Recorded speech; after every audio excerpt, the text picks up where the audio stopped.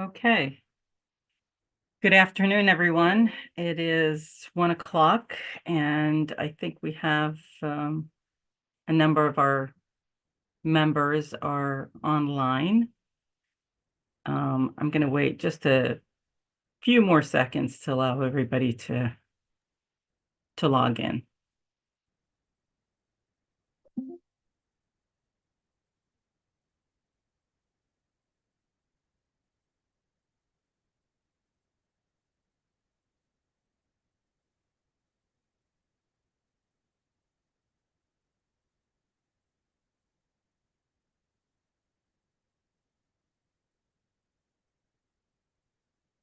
Okay, I think we'll get started, and hopefully others will be joining in as we go along.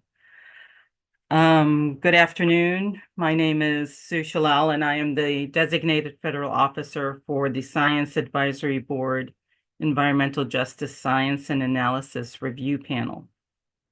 This panel was assembled to review the EPA's draft revised technical guidance for assessing environmental justice and regulatory analysis, and to develop a self-initiated commentary outlining recommendations on advancing environmental justice science in rulemaking. The purpose of today's meeting is to discuss the charge questions, listen to public comments, and listen to agency presentations. In addition to today's meeting, the review panel is also scheduled to meet on April 3rd to April 5th in Arlington, Virginia, to deliberate on the charge questions. As always, all meeting materials pertaining to this review, including the documents to be reviewed, charge questions, agendas, public comments, today's presentations, and other documents as they are developed, can be accessed on the SAB webpage associated with this SAB advisory activity. At this time, in my role as DFO, I'd like to formally open today's public meeting, but before I continue with my administrative remarks, I wanted to inform everyone that maybe just listening in to today's meeting that the panel is meeting via the Zoom app, and this meeting is also being broadcast live via a YouTube video connection, and you can access that link by going on the SAB website and clicking on today's meeting date, and you will find the link for the live stream. And now I'd like to go through my administrative remarks. The SAB is an independent expert federal advisory committee chartered under the authority of the Federal Advisory Committee Act, or FACA. The SAB is empowered by the Environmental Research, Development, and Demonstration Authorization Act, or ERDA, to provide advice to the EPA administrator on scientific and technical underpinnings of EPA's decisions. FACA and EPA policy require that SAB meetings be announced to the public in the Federal Register, and that substantive deliberations and interactions with EPA and the public be conducted in open session, where I, as a DFO, am present to ensure that the requirements of FACA are met. FACA also requires that during public meetings, opportunities for oral and written public comments are provided.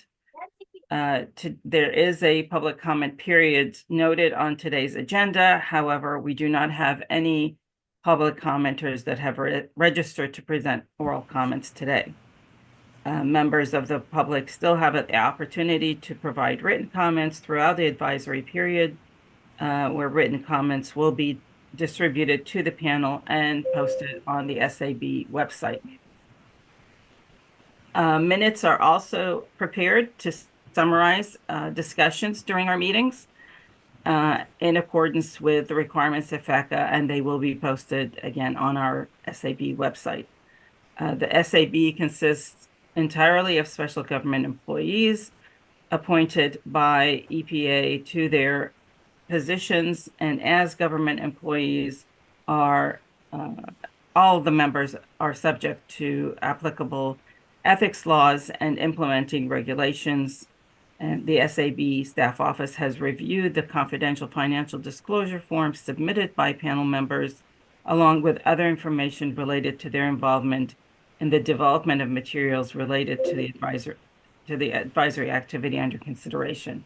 And EPA has determined that advisors participating in this meeting have no financial conflict of interest or appearance of lack of impartiality under ethics regulations specified in 5 CFR 2635 relating to the topic of this meeting.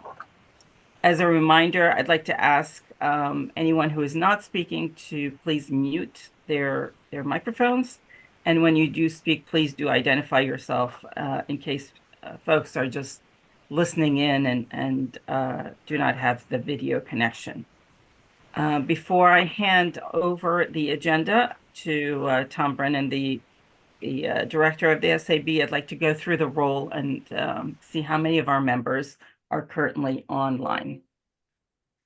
So Dr. Marjorie Elion. Present. Dr. Troy Abel. Present. Thank you. Dr. Susan Annenberg. Present. Thank you. Dr. Florence Anuro. Present. Thank you. Dr. Walter Ock. Present. Thank you. Dr. Veronica Barakal. Present. Thank you. Dr. Jay Chakraborty. Present. Dr. Tim Collins. Present. Thank you. Ms. Ann Fritz. Present. Thank you. Dr. Dana Hernandez Cortez. Present.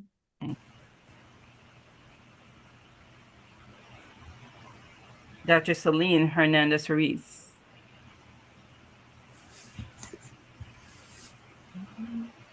Okay, she may be joining us a bit later.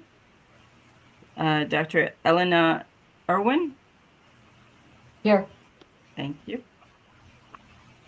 Ms. Ari Lewis. Here. Dr. Milford Musket. Here. Dr. Sheila Olmsted. Here. Thank you. Dr. Nataki Osborne-Jelks. Present. Yeah. Dr. Regan Patterson. Present. Dr. James Saad. Present. Dr. Janae Smith. No. Yes, thank you. And Dr. Lily Wu. Present. Okay. Thank you very much. I'll hand it off to Mr. Tom Brennan, the director of the SAB. Thank you, Sue, and welcome everyone to this meeting of SAB's Environmental Justice Science Analysis Review Panel. I want to thank all the panel members for your work leading up to this meeting and what you'll be doing moving forward. On behalf of the EPA to the panel members, I sincerely thank you for your public service. This is important to EPA and to society, and we really appreciate your help. And as Sue pointed out, I feel like I'm kind of cheating because I'm getting 2 reports out of 1 panel. So we're really going to be working you, and thank you for that. And I'd also like to give a special thanks to Marjorie Elion, who's agreeing to chair the panel. You know, it's a lot of extra work to be the chair. It's a lot of responsibility and time. And Dr. Elion, we really appreciate you stepping up. So thank you for that. I'd also like to acknowledge the hard work of my colleagues from EPA, both on environmental justice analysis in general and specifically for preparing for this meeting. I know they've done a lot of hard work, and I'm really looking forward to this discussion. So thank you to my colleagues at EPA. And a subset of that group, very special thanks to my teammates in the SAB staff office.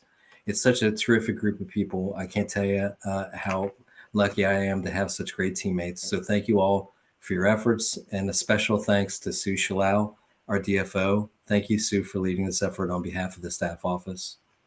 I'd also like to thank our contractor Endina for their meeting support and other just behind the scenes activity that most of us, don't really appreciate. But this meeting wouldn't be possible without their efforts. So thanks so much. And with that, I'm going to turn it over to Dr. Alion to kick off the meeting. Thank you, Tom. And of course, I second all the comments from Tom and Sue. Thanking again all the EPA people who put so much time into these presentations today, and we, as well as the panelists in the group. So now I think we'll quickly do introductions, and I can start by providing just name, title, location, or organization, and a brief idea of your area of expertise. I'm Marjorie Alion, Professor Emerita from the University of Massachusetts Amherst, Department of Environmental Health Sciences in the School of Public Health and Health Sciences, and general area of research being environmental contaminants and impacts on maternal and child health. And I'd just like to call on people. I think I have the agenda here by first SAB members alphabetically, and then the additional members of the panel. And again, thank you all for serving in these roles. Dr. Susan Annenberg. She may not be here. Dr. Florence Anoro, I know is here. Yes, I'm here. Good afternoon. I'm Florence Anoro, South Carolina State University, and I'm a faculty and also researcher. My area of expertise in plant physiology, ecology, and of course, environmental science. And a lot of work on environmental justice, health disparity, in food and climate justice. Thank you. Thank you. Dr. Veronica Baracol. Hi, I am a professor in the Department of Statistics at UC Irvine. My area of expertise is in statistics, spatiotemporal statistics, environmental statistics, in particular, developing statistical model for exposure assessment and then relationship with health. Dr. Jayati Chakraborty. Hi everyone, I'm Jay Chakraborty. I'm a professor in the Brent School of Environmental Science and Management at UC Santa Barbara. And my research interests include environmental justice, environmental health, and vulnerability to hazards and disasters. I'm also currently serving as a member of the EPA SAB or Science Advisory Board and two of its committees, the Environmental Justice Science Committee and the Work Group for Review of Science Supporting EPA Decisions. Nice to meet you all. Dr. Celine Hernandez Ruiz.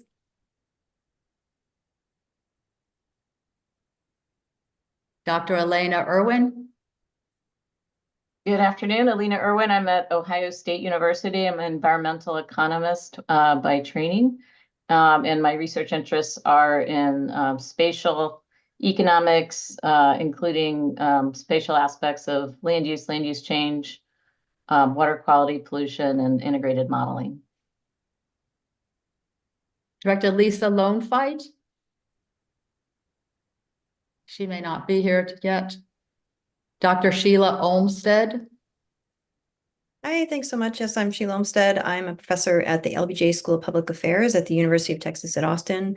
I'm an environmental economist. I work on many different topics, most of them having in some way to do with water quality, water scarcity, impacts of climate change on water resources, and so on. And then like Jay, I also serve on the work group on science to support decision-making. Dr. Denise Smith. Hi, Janae Smith. I'm an assistant professor at Johns Hopkins School of Public Health in the Department of Environmental Health and Engineering. And my work broadly focuses on climate and environmental justice and environmental health disparities and working with local communities. Thank you, Janet. Dr. Troy Abel. Troy Abel, professor of environmental policy at Western Washington University. And my research focuses on risk geographies, information disclosure, and environmental policy. Walter Ted Auch. Hi, everyone. Ted Auk, Midwest Program Director for a nonprofit called the Frac Tracker Alliance. And in my capacity there, I am focusing mostly on the water waste and landscape impacts of unconventional oil and gas, but more broadly petrochemicals nationally. And then I also am a member of the John Carroll University Biology Department, where I teach courses in climate change and plant ecology. Timothy Collins, Dr. Timothy Collins. Yeah, I'm a professor in the Department of Geography at the University of Utah, and my research focuses on vulnerability to hazards and disasters, health disparities, and environmental justice. Ms. Ann Fritz. My name is Ann Fritz. I'm with the North Dakota Department of Environmental Quality. I am the Environmental Justice Civil Rights Coordinator. I have a background in geography and geospatial analysis, and I did see Director Lisa Lonefight jump on here, so if she can introduce herself. Great, thank you, Ann. Director Lonefight, would you like to introduce yourself?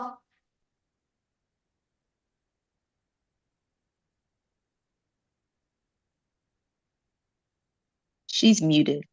You're on mute, yeah. Well, why don't we go on and then we'll come There back. I am. Sorry Oh, about that. Okay, hi. Hey, so my name is Lisa Lonefight. I'm the science advisor for Chairman Mark Fox. He's the chairman of the 3 affiliated tribes, also known as the Mandan, Hidatsa, and Arikara. I also direct the Science, Technology, and Research Department for the tribe. I of course, am sitting on the EPA SAB, and my area of research is I'm a remote sensing scientist, and just happy to be a part of this conversation. Thank you. Dr. Dana Hernandez Cortez. Hi everyone, my name is Ana Hernandez Cortez and I'm an assistant professor in the School of Sustainability. I work mainly on environmental economics, studying the distributional consequences of environmental policy and environmental justice. Ms. Ari Lewis. Hi, yes, I'm Ari Lewis. I'm a consultant at a company called Gradient. I'm a toxicologist and human health risk assessor, covering a broad range of issues from site-specific environmental risk, but also product safety, product stewardship, and items like that, and have a interest in environmental justice and cumulative risk. Dr. Milford Muscat. Good morning or good afternoon to most of you. My name is Dr. Milford Muscat. I'm with the Southwest Indian Polytechnic Institute in Albuquerque, New Mexico. I am the department chair for advanced technical education and STEM programs. My expertise is in indigenous science, environmental history, and indigenous history. Dr. Nataki Osborne-Jelks. Hello, I am an assistant professor at Spelman College in Atlanta, Georgia, in the Environmental and Health Sciences Department. My research and research interests cover a wide range of issues and topics, including environmental justice analysis, the built environment and health, the impacts of climate change on vulnerable populations, as well as community engaged research and community science and other participatory approaches to research. Dr. Reagan Patterson. I am Dr. Reagan Patterson. I'm an assistant professor of civil and environmental engineering at UCLA. My research focuses on air quality modeling, transportation, community engaged research, and environmental justice, where I look at the impacts of policies on environmental justice and exposure disparities. Dr. James Saad. Hi, I'm a professor of environmental science at Occidental College in Los Angeles. My pertinent research focuses on evaluating environmental problems in the context of environmental justice using geospatial and statistical approaches, with a particular focus on risk, hazard exposure, and vulnerability related to air and water pollution, climate change impacts, and industrial processes. I've served the EPA in advisory capacity for a number of the EJ screening approaches that they've used over the years, and also on several science advisory boards that are focused on environmental exposure risk and environmental justice analysis. Dr. Lily Wu. Hi, everyone. I'm Dr. Lily Wu. I am a physiologist by training, and I have done extensively human health risk assessment in the state of California at various agencies and the California Environmental Protection Agency, and currently work with what are the state's disadvantaged communities that are under the Community Air Protection Program, doing community engaged participatory science in the capacity of working on air quality issues. Thank you. And if anybody joined and did not introduce themselves, please go ahead. Yeah, I can't see everybody on the screen.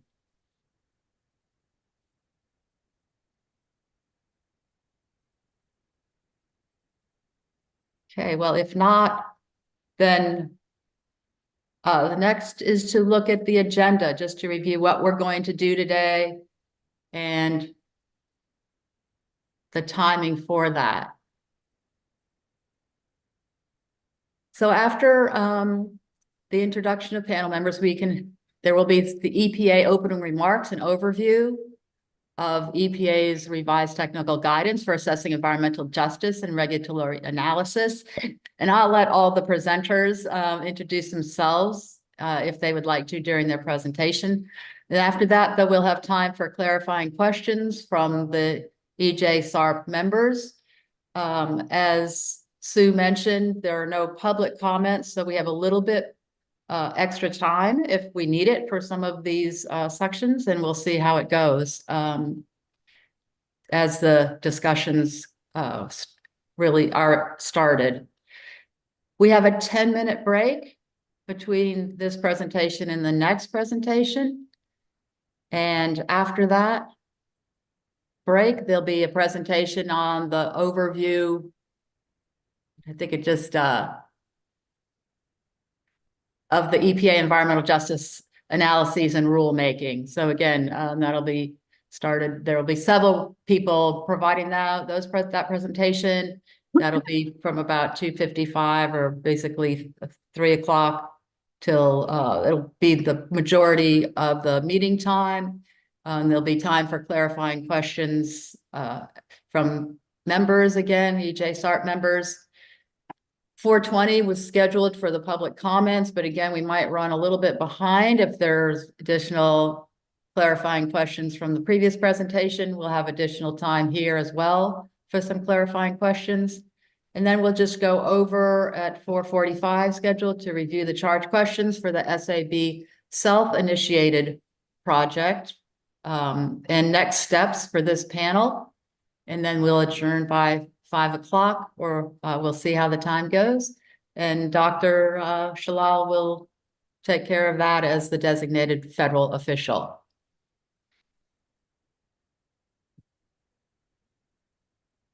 So now I'll just turn it over to EPA, just to also again thank them for providing all the materials that they provided. And very excited about hearing the presentations and then having a great discussion about how to have the EPA goals moving forward in the environmental justice area. Well, thank you so much. Good afternoon. My name is Adriana Hochberg, and I serve as a Principal Deputy Associate Administrator at EPA in the Office of Policy. Thank you for dedicating some of your valuable time to take part in this review panel. Before we delve into the slide presentation, I'll just make some opening remarks. So feel free to take down the slides for now if you like. At EPA, we are infusing environmental justice in everything we do, including in our regulations. In the Office of Policy, we coordinate EPA policy and decision-making with our colleagues agency-wide. As part of that, we review the regulatory analysis for all major rules to promote consistency and best practices across the agency. This includes the EJ analysis. In support of this role, we publish guidance on key topics. For example, we maintain EPA's economic guidelines for conducting benefit cost analysis. We also maintain EPA's technical guidance for assessing environmental justice in regulatory analysis, which is the focus of this review.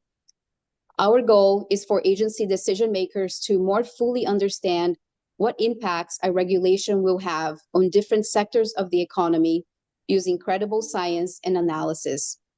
Understanding the environmental justice impacts of a regulation is critical to inform decisions. So it's important that the EJ technical guidance reflect the latest state of the science. The update to the EJ technical guidance that you are reviewing incorporates important advancements since the original guidance was released 8 years ago. In developing the update, we have maintained consistency with other agency guidance and policies on economic analysis and risk assessment. The goal is to capture current best practices, but not to suggest or create new approaches or methods. We intend to finalize the revision to the EJ technical guidance by the end of this calendar year.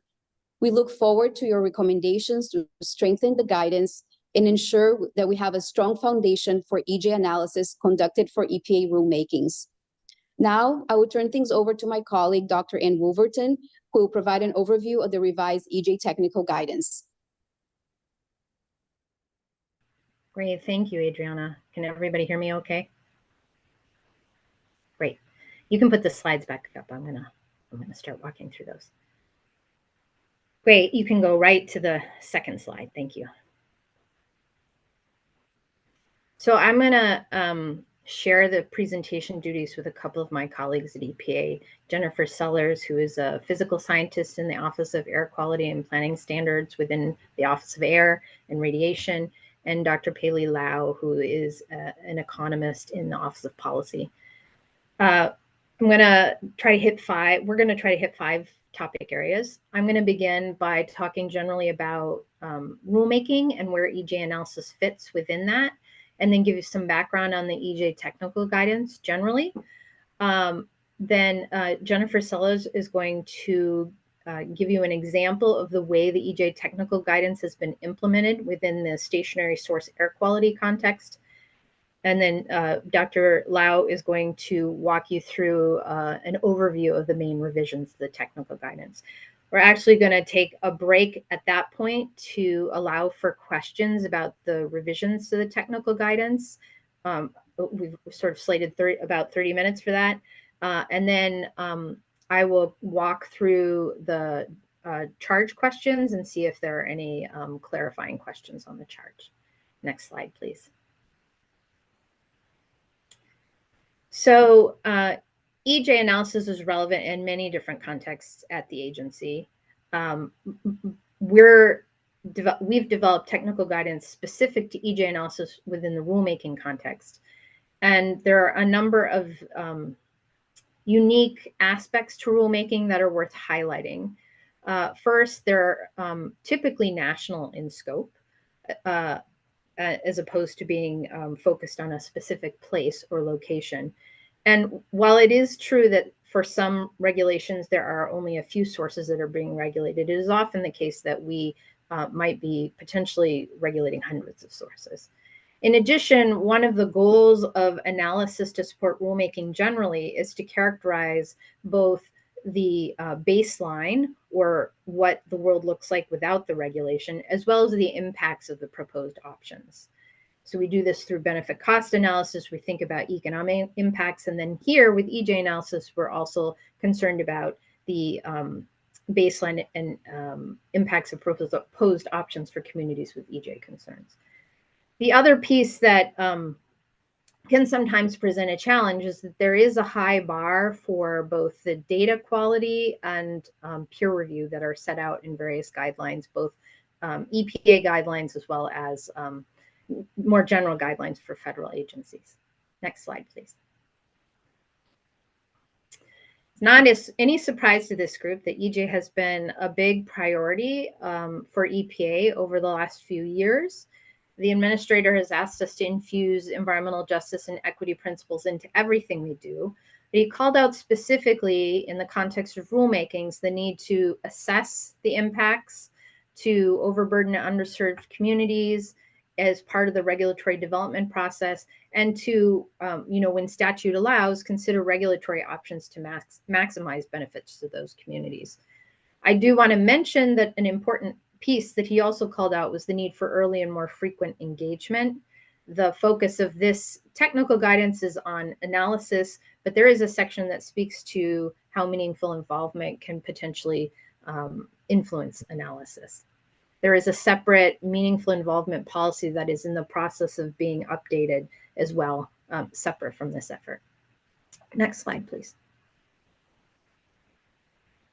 And then, of course, we have the new executive order that was signed last year that reaffirms the original executive order on environmental justice, 12898, and then expands on it, both in terms of the communities and people that are of particular concern under this executive order, as well as the direction to identify and analyze and address.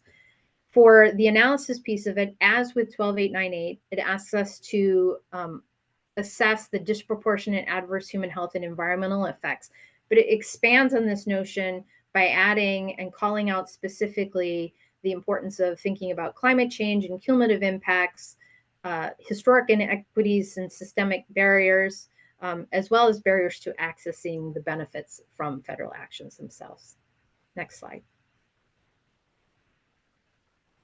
So these requirements join a whole host of other analytic requirements that analysts need to meet for rulemakings that are required under an assortment of different executive orders and statutes. I've listed the main ones here, including the original 12898. In addition, there are media-specific analytic requirements in some cases. An example of that is the need for affordability analysis under the Safe Drinking Water Act. Many of these executive orders and statutes have their own separate guidance documents. The approach typically taken is to not be prescriptive because they're guidance that are meant to apply across program offices in many different regulatory contexts. We take that same approach with the EJ technical guidance. Just by way of example, very recently, OMB finalized its revised Circular A4, which provides guidance on regulatory analysis. It has a few prescriptive pieces of advice, for example, which discount rate to use, but it's meant to be very flexible so that you can tailor the analysis to the specific regulatory context, as well as balance the decision of which approaches to take with a host of other constraints. Next slide, please. So just focusing in a little bit more on that constraint of time, budget, data, and methods, what that might often, that could be statutory or court-ordered deadlines that limit the time under which you can conduct analysis. It might also mean resource and budget constraints. What that means in reality is that if we're operate under these types of constraints, and it's particularly in a shorter time frame, you might see a greater reliance on easily accessible and readily available tools, what's available in the literature, screening tools, off-the-shelf models. With more time and resources, you're going to see a greater investment in developing data and trying out potentially novel approaches. And then, of course, outside the context of a specific rule, we're always trying to develop the data and model capabilities so that the next time we regulate, we're able to do more and do better. When we get to the presentation on the self-initiated project, you'll hear about some of those investments that are underway now. Next slide, please. The last slide before I turn to the specifics of the EJ technical guidance is just to note that how analysis informs regulatory design is going to vary. There's a whole host of different factors that are important to consider. And whether it's benefit cost analysis, economic impact considerations, or environmental justice, the way in which it informs it has to be weighed with a host of other political and statutory factors, institutional and technical feasibility, enforceability issues, etc.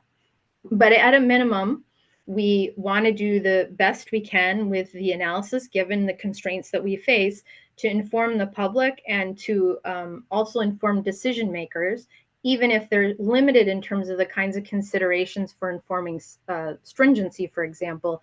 There may be other ways in which we can consider some of the concerns that arise, whether that's by thinking about information provision, enforcement, or other things that are outside of the rulemaking context itself. Next slide.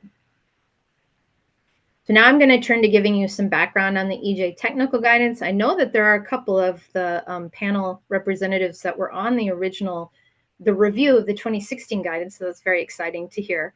But for those of you who were not, I'm going to kind of take a step back and revisit some of the history. Next slide, please. So we finalized technical guidance for assessing environmental justice and regulatory analysis back in 2016. It was very exciting. It took us about 7 years to get that finalized. So it was a big effort. The goal of the EJ technical guidance is to offer a starting point for how analysts can evaluate potential EJ concerns. The audience, the intended audience, is EPA risk assessors and analysts who evaluate EJ concerns for national rules. As I said before, it offers a lot of flexibility so that you can balance analytic expectations against a number of these different constraints we already discussed.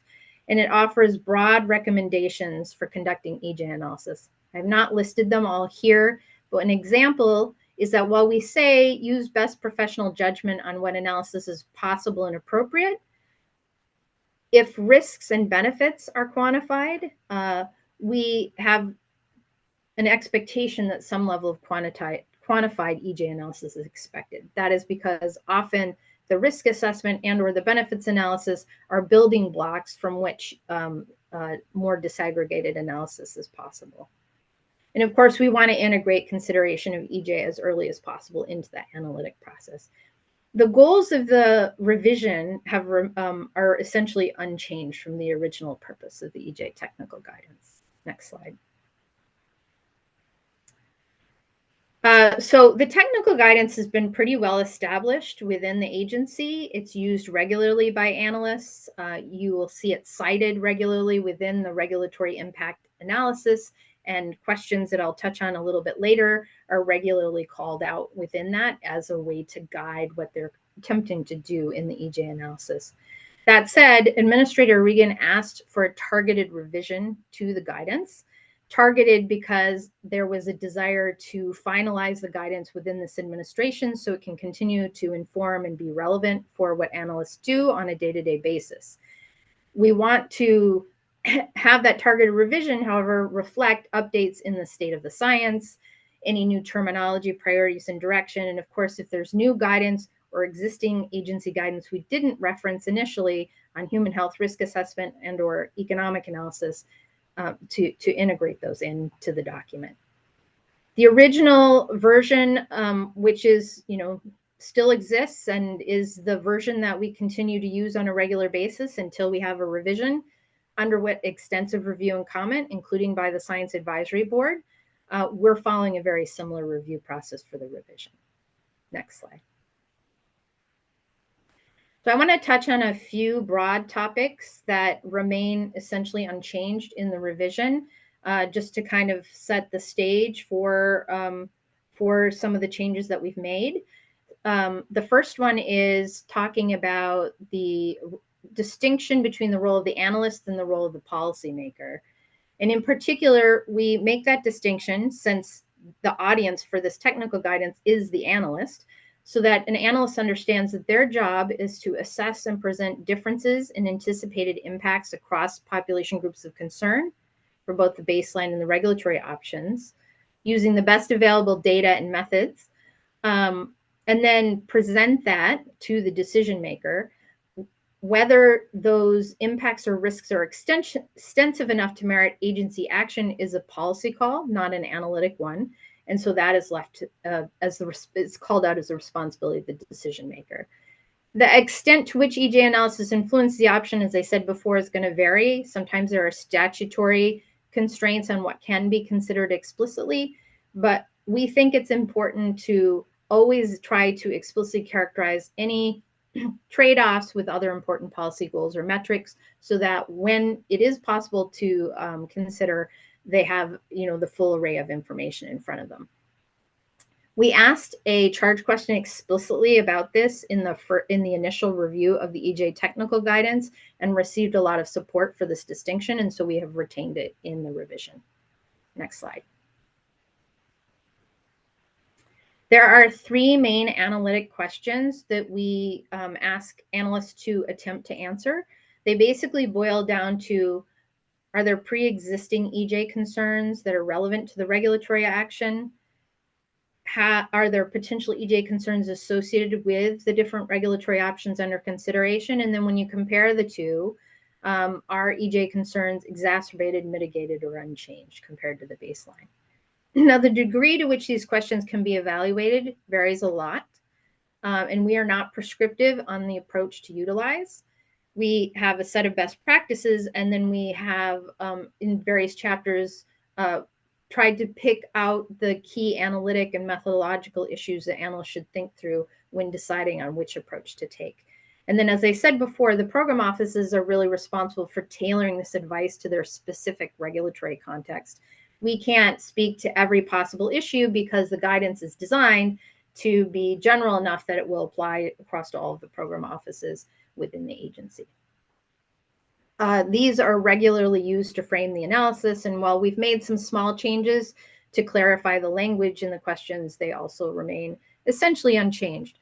However, we have text that encourages analysts to think more holistically about the way they interpret these questions, in particular to consider things like the impacts of climate change, as well as a cumulative impact lens.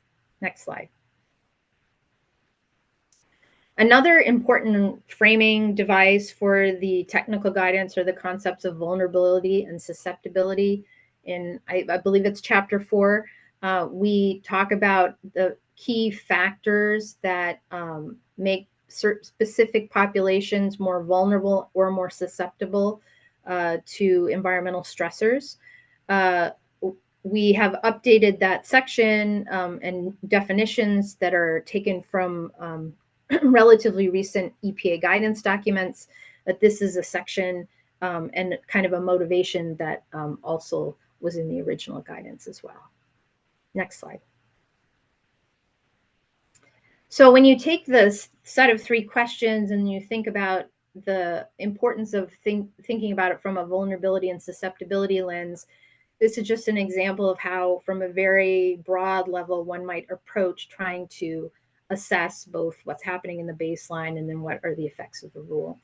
So for the baseline, you want to know what's the likely magnitude of baseline risks, exposures, and health effects. These are things that analysts have to attempt to answer anyway for other parts of the regulatory analysis. The EJ analysis then would seek to understand the extent to which these baseline risks, exposures, or health effects are higher or concentrated within specific populations of concern. They also would be, that EJ lens might be relevant even for that first piece to ensure that you are picking up on risks, exposures, and health effects that might be relevant to particular populations, but perhaps doesn't sort of rise to the top for the general population.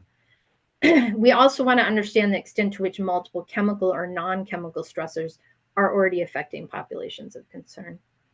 Then when thinking through the effects of the rule, we want to understand the likely magnitude of the change in risk, exposure, health effects, and how that varies across options. Again, this is something analysts should be doing already for other parts of the regulatory package. But then the EJ piece of it would be, to what extent are those changes concentrated in populations of concern? Are there unique pathways or vulnerabilities and susceptibilities for populations of concern that we should be cognizant of and attempting to model or take into account? And then to what extent are these effects associated with or part of a larger cumulative concern? Next slide. So while we are not prescriptive about the particular approach to be taken, we do recommend generally a 2-step approach or 2-phased approach. The first being a preliminary analysis to understand the potential for EJ concerns. That might be a review of the data and methods available, what's available in the peer-reviewed literature, and if you've got heard from stakeholders about what's important, or even reached out to them proactively to find out what's important. And then there might be some very kind of easy, quick types of analyses one can do at the early stages to inform what an EJ analysis might look like, including potentially some quick proximity analysis, understanding the sources, natures, and amounts of pollutants that are impacting populations, evidence of unique exposure pathways, etc. Sometimes it's very clear that you need to do an in-depth assessment for a rule. And so that first step is sometimes skipped or is, pretty cursory for some rules. In other cases, it becomes an important piece for understanding exactly how far you need to go, given your other constraints and the need for other types of analyses. With an in-depth assessment, there's a range of techniques that are available, including a qualitative assessment or case study approach, or proximity analysis when there's more limited data, to more nuanced and detailed quantitative approaches like fate and transport, or even being able to get at an estimate of the health effects. And of course, as I said before, this really builds on capabilities in the risk and benefits assessment, which are often done well before we get to the point where we're conducting an EJ analysis. Again, this recommended approach is largely unchanged relative to the original. Next slide. So before I turn the presentation over to Jennifer Sellers, I just wanted to reiterate that this is really about overarching recommendations and best practices with the program offices responsible for implementing it within their specific regulatory context. You're about to hear an example in the stationary source air pollution context. There are some other examples also going to be discussed briefly in the self-initiated project. And we provided, along with this slide deck, some high-level summaries of several recent EJ analyses for rules, 2 for each of the major program offices, which gives you a sense of the variation in approaches across program offices, what's done in more data-poor versus relatively data-rich environments, and some of the common themes that show up across analyses as well. Even within a specific regulatory context, a program office is always striving to improve their analytic approaches. And so you're going to sometimes see an evolution, hopefully, over time in terms of refinements in data and approaches. Some of those investments that we've made to try to do that are also discussed in the self-initiated project presentation. And so next slide. With that, I will turn it over to Jennifer Sellers, who is, as I said before, a physical scientist in the Office of Air Quality and Planning Standards. Thank you, Anne. Next, we will go over the implementation of the EJ technical guidance in an air quality context. Next slide, please. Let's revisit the 3 questions we're attempting to answer for each rule in each EJ analysis. First, are there any potential EJ concerns in the baseline? Second, are there any potential EJ concerns in the regulatory options under consideration? And third, compared to the baseline, will these regulatory options mitigate or worsen potential EJ concerns?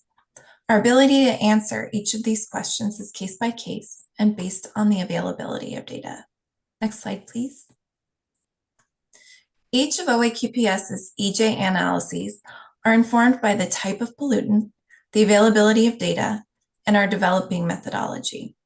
Quantitative EJ analyses are very new at EPA, and we are constantly seeking ways to improve them, including by adding additional demographic variables to our analyses, improving the resolution of our air quality services, and updating our toxicological data to have the most up-to-date estimates of morbidity and mortality, and the recent integration of climate change co-benefits in our analyses. Next slide, please. This is an overview of the types of EJ analyses we do in OAQPS. The tribal proximity screen is primarily used for outreach and engagement. The demographics proximity analysis and the risk-based demographics analysis compares the proportionality of EJ populations living near facilities. The risk-based analysis includes HEM-based risk level information as well. The exposure and health impact analysis compares criteria pollutant exposure and health impacts of EJ populations. I will note that the tribal proximity screen is for internal use only and is used to identify which tribes to contact, whereas the other analyses on the slide are discussed in each rulemaking and RIA. We'll go into more detail in the next few slides. Next slide, please. The tribal proximity screen is conducted early in the rulemaking process to inform outreach and engagement efforts. This effort requires a preliminary facility list that is used to identify tribal areas within 50 miles. Additionally, population demographics within 5 kilometers of the facilities are pulled in and compared to average national, regional, and state levels. Next slide, please. Demographics proximity analyses look at the demographics of total population living near facilities impacted by the rule. To do this analysis, you must have a complete list of facilities with location information. This analysis compares the percent and size of the population for each demographic group and compares it to national averages. The demographic groups that we currently look at are listed in the boxes below. Next slide, please. The risk-based demographics analysis focused on demographics of at-risk populations within a specified radius of a facility. At-risk populations are defined as exceeding cancer or non-cancer risks of 1 in a million. This analysis can show the percent of an at-risk EJ population within a given radius of a facility to evaluate EJ populations most impacted and the change in impact due to the regulation.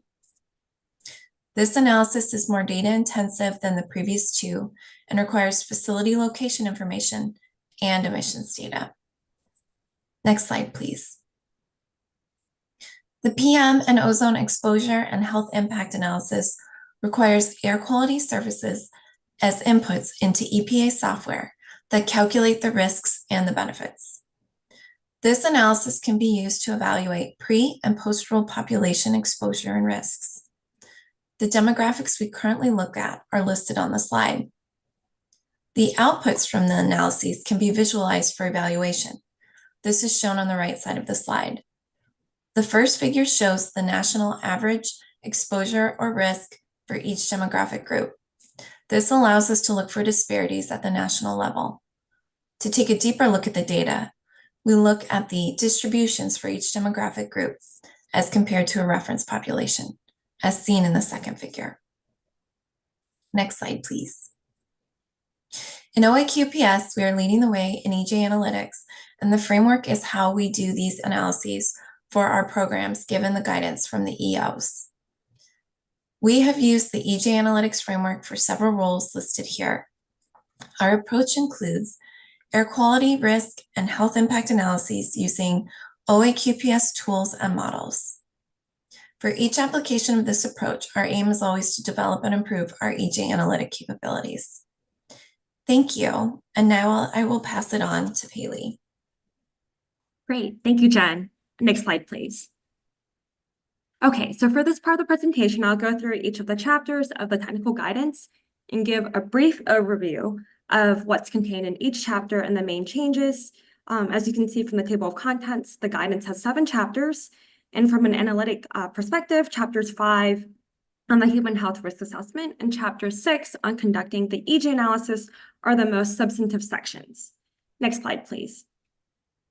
Okay, so before I dive into each of the chapters, I first wanted to preview the updates. I won't go through all of the bullets on the slide, but some that I do want to highlight include including an expanded discussion of how meaningful involvement and Indigenous knowledge can inform regulatory analysis, the incorporation of new terminology and data to reflect the new executive order. One example of this is the consideration of disability status.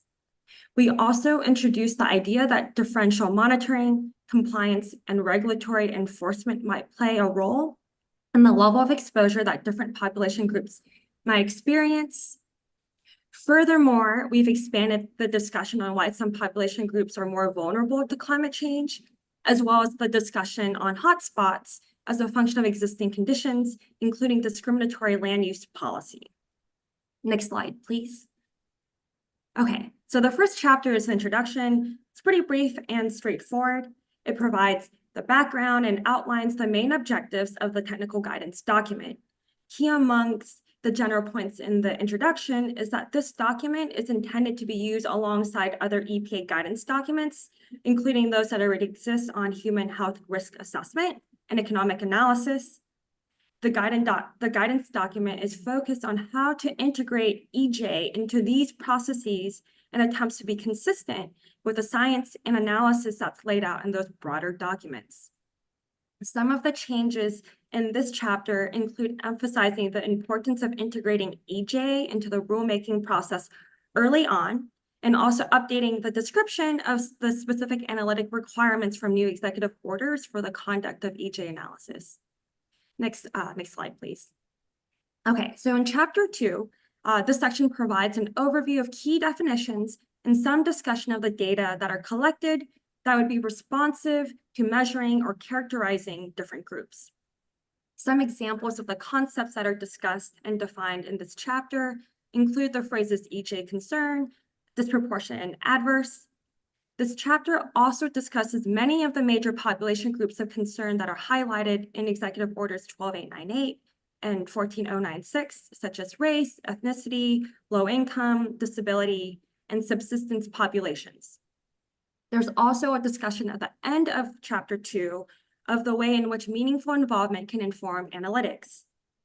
The changes to the revision include an expanded discussion of meaningful involvement as it pertains to analysis, and an updated and expanded set of relevant key terminology. And I want to mention that we recognize that the agency is in the process of updating its meaningful involvement policy. Our intention is to reference that and ensure that we're consistent with the final version. Okay, next slide, please. Chapter 3 goes through key analytic considerations. It's a short but very important chapter. It broadly sets the stage for the approach to EJ analysis. In particular, this chapter discusses the 3 main analytic questions that analysts should strive to answer. These are the 3 questions that Anne and Jen had mentioned earlier. This chapter also provides a basic framework to guide that analysis and lays out the 2-step approach to preliminary and then the in-depth analysis if warranted. Next, in this chapter, it presents 5 overarching recommendations and a list of best practices for conducting EJ analysis. The changes to this chapter include refining those analytic questions and the overarching recommendations. Overall, we have broadened what analysts should consider when trying to answer those 3 questions. In particular, we emphasize the idea that cumulative impacts from multiple stressors could be important. And we've also broadened the concept of baseline to think beyond just the directly regulated stressors. Next slide, please. Okay, so now in chapter 4, this chapter sets the stage for why we might expect environmental and health effects and risks to be unevenly distributed across populations in the US. In particular, this chapter discusses potential contributors to higher vulnerability and susceptibility. And for these 2 concepts, we use the definitions that Anne had described earlier. Some of the changes to this chapter include describing vulnerabilities as a function of both intrinsic, such as genetic, and extrinsic, for example, environmental factors. And we link this, we do this in order to strengthen the link to disparate patterns of exposure and health effects, and also to make the discussion consistent with existing agency guidance documents. We've also included a discussion of climate change as a contributor to higher vulnerability and susceptibility.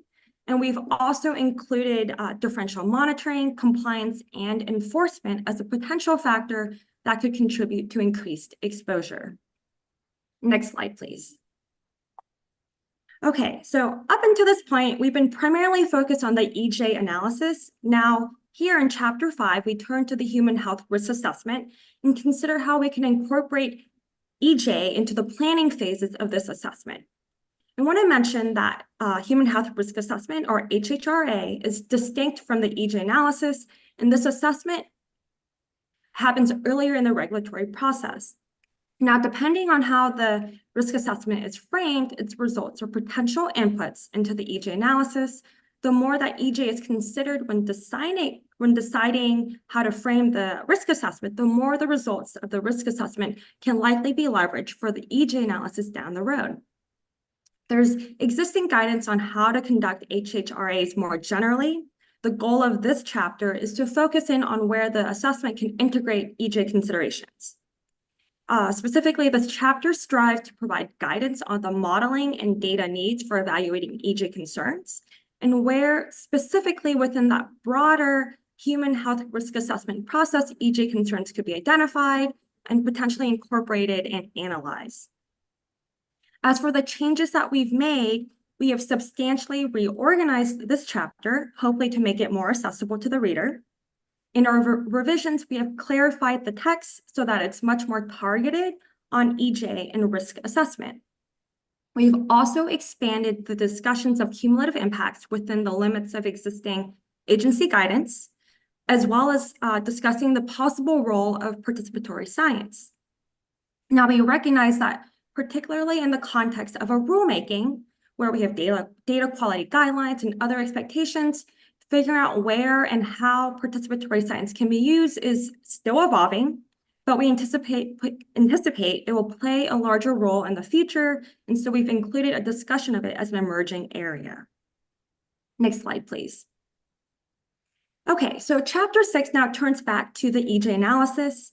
This chapter discusses how to identify and evaluate the feasibility and appropriateness of different analytic approaches, the type of data and information to include, other analytic considerations that can affect the outcome of the analysis, as well as when and how to consider costs and non-health effects. The main changes that have been made to this chapter include discussing how impacts from multiple stressors might interact with regulatory options, an expanded discussion of a few different topics, such as hotspots, evaluating underlying heterogeneity, some new data products and considerations for using census data, the role that screening tools such as EJ Screen might play, particularly for that preliminary analytics step, how to define a comparison group so that you can determine whether population groups do in fact experience higher exposure to particular pollutants, and also the role that exposure and risk-based approaches might play. We've also reflected updates to using proximity analysis, as there's been a lot of progress made in terms of geospatial techniques and data that can be applied compared to when the 2016 guidance came out. And then lastly, we've also added new sections on presenting results and also how differences in compliance and enforcement across regulatory options could lead to EJ concerns. Next slide, please. Okay, so the final chapter of the technical guidance is focused on research priorities to fill key data and methodological gaps. Now, the idea here is to provide information on potential research goals that will allow us to continue to improve the way that we assess EJ at the EPA. Right now, this chapter describes and summarizes what we've heard from listening sessions and interviews with EPA program staff. Our intention for the final document is to incorporate input that we receive from the public, tribes, the SAB, and others on potential important data and methodological gaps. And hopefully this will provide a broad roadmap for how we can continue to improve our assessment and approach. Next slide, please. Okay, so lastly, the glossary in the back of the guidance document has been updated with additional key terms and more recent definitions. We've also moved the summaries of recent EJ analyses, which used to be Appendix C in the earlier guidance, to now be its own standalone document. This change will enable us to add new summaries more frequently rather than wait until the next revision of the future guidance to come out. As Anne mentioned, we have provided the SAB with 8 example summaries, 4 from each of the major program offices that regularly promulgate rules. That you can see those listed here on the right of the slide. The links also are clickable and will take you to the full EJ analysis if you want to read them in more detail. Next slide, please. Okay, so for the external engagement and review of the technical guidance, we have completed the public and tribal comment periods, which ended on January 30th. And of course, we're currently undergoing the Science Advisory Board review with expected completion in September. We plan to incorporate input that we received and to finalize the EJ technical guidance by end of this calendar year. And in the meantime, the 2016 guidance is in effect until the new document is released. Next slide, please. Okay, so just a high-level summary of some of the public comments that we've heard. So we're still in the process of reviewing the public comments in full, but here's some of the highlights. So we've received 2 tribal comments. One was through a tribal consultation with the Seminole Tribe of Florida, and we also received written comments from the Mille Lacs Band of Ojibwe. We've also received 32 written public comments.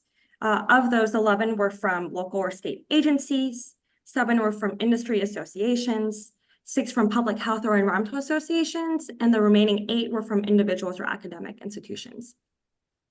Some of the overarching policy comments that we heard was that there was broad support for engaging stakeholders in public early on in the rulemaking process. Many commenters also referenced EPA's meaningful involvement policy. And lastly, commenters also asked for clarification on how relevant this document, the guidance document, was to non-EPA and non-rulemaking contexts. For those that are interested, the link below will take you to where the full set of public comments are located. Great, next slide, please. Okay, so in terms of the analytic comments that we received, commenters touched on many of the topics that we've expanded discussions for in the revision. Overall, there was broad support across commenters for topics such as assessing the cumulative impact and cumulative risk of multiple stressors, incorporating the discussion of climate impacts on vulnerability, and also a call for improving the transparency behind data and methods that are used in EJ analysis.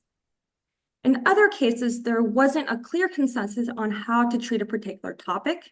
For example, one topic was whether or not distributional costs belong in an EJ analysis. Another concern was over the use of qualitative data, where some commenters were supportive of their expanded use, whereas others were more cautious. Okay, great. Next slide, please. Okay, so now we're going to pause for any clarifying questions for the panel.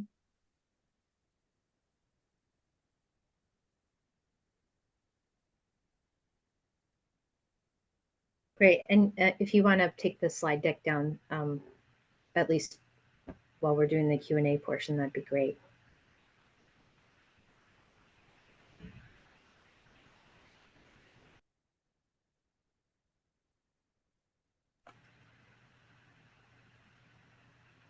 Okay, so I don't have on my version of Zoom an ordering link, so I'll just start calling on hands, but wave around very boisterously if I miss you. Let's see, Troy Abel. Thank you. I have a question about the differential monitoring that was referenced in the slide presentation. Could any of you elaborate on what you mean by differential monitoring and whether or not that has anything to do with the GAO audit of the National Air Quality Monitoring System being antiquated and inflexible? That's one question. My second question is to elaborate on the modeled air quality surfaces for the hazardous air pollutants. I think all of that is based probably on facility monitoring data and local meteorological conditions, but perhaps you could elaborate on how you create, if you use any monitoring data in those surfaces. Thank you.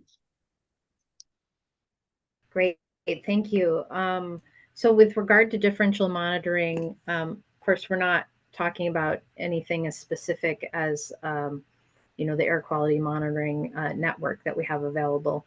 But we, in chapter 4 on factors that could contribute to vulnerability and susceptibility, we recognize that we don't have perfect coverage in terms of monitoring, both within a specific context and across context, right? We know a lot less in some contexts than we do in others.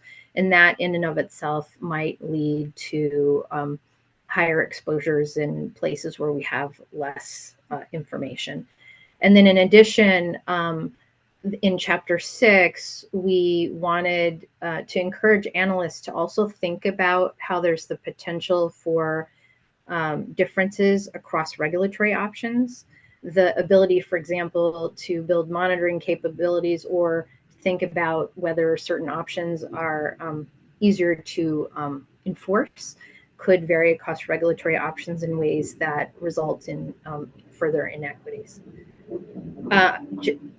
Jen, if you want to take the specific question on HAPS, please do. And if there's something that we don't have the right folks on the phone for right now, we can also write down your question and follow up next time. Yes, unfortunately, all of these EJ analyses are a team effort, and I am more focused on the criteria pollutant, but I can get an answer for you and get back to you all with that. That I do know that they rely on the HEM model and updated information on risks for the risk and technology reviews, if that's helpful. Okay, I see Anne Fritz. Hi, thank you. Let me lower my hand there. Just to clarify, the plan is to incorporate the references to the existing draft guidances, like the meaningful involvement one, into this, and then all of these will be published by the end of this year? Or, and I do recognize the scope is just this particular one, but if you can touch on the intent is to publish all of these as final guidances by the end of this year? So the meaningful involvement policy went out for public comment roughly at the same time as this. We coordinated those on purpose, and they are in the process of revising it. I believe the intent is to finalize it around the same time. We're actively coordinating with them. In guidance document, we can't really reference draft documents and policies. So that is, we try to do the best we can within the constraints we have, recognize that some of these things are continuing to evolve. But yes, that is my understanding. Oh, right, I'm supposed to call in people. Let's see, Lily Wu. Yes, thank you so much for all your work that you've done across EPA to do the update to this technical guidance. I wanted to kind of follow up on Troy's point about the differential monitoring, working in air pollution space, no pun intended. In California, what is noticed is that as overburdened communities are disproportionately impacted with different types of air pollution. And what I mean by that is criteria air pollutants are typically the ones being measured, like PM 2.5, and with sensor technologies such as these purple air sensors that are good at measuring hyperlocal situations, but yet are hard to correlate with regulatory monitors. Some of these differential monitoring techniques needs to be recognized as helpful to inform overburdened communities, but still needing to be somehow correlated with what we as regulatory agencies and monitors rely on. And I think that's helpful for these hyper-local communities that are facing disproportionate impacts.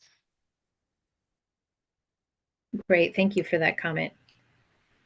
So of course, we're talking fairly generally as it applies to the analysis piece of it, but your point is well taken in terms of some of these new techniques.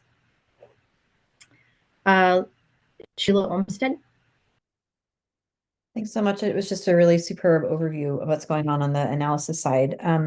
And so I think I'm maybe asking Dr. Abels and Dr. Wu's question in a slightly different way. So not so much about disproportionate or differential monitoring, but about spatial scale, right? So often what we see on the work group of science to review decision making is that the EJ analysis that's done, while good and super informative, is constrained by the lack of the availability of data at a fine enough spatial scale. We know from the literature, right, that when we're looking at a coarse spatial scale, we might miss some of the important concerns. And so I'm curious about how engaged, kind of other parts of the agency are. And it sounds like from what Dr.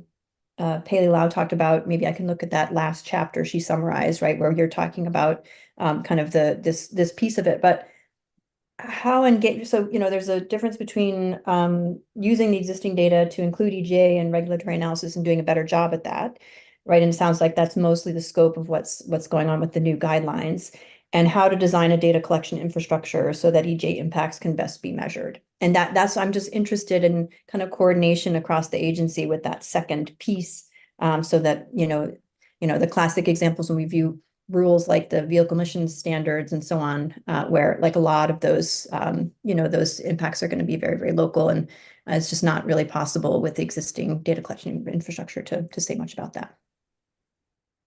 Yeah, thank you for your question. That is definitely a recognized data gap that's highlighted in Chapter 7, and is a question that I guess I would encourage you to ask again when we get to the self-initiated project, because that's where we'll really be able to identify some of the existing efforts to try to fill those gaps, as well as, welcome your advice on places where we might not be doing quite as much as we should be.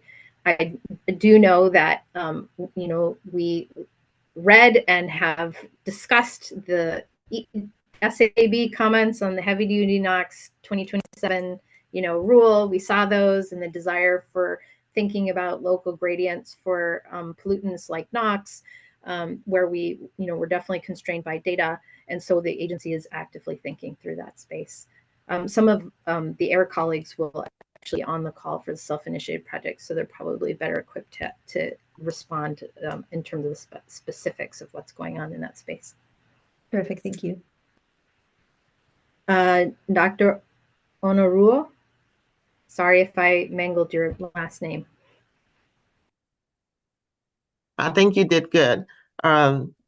What I wanted to say had actually been addressed, but I'll just add some context to it. And I'm talking about the differential monitoring.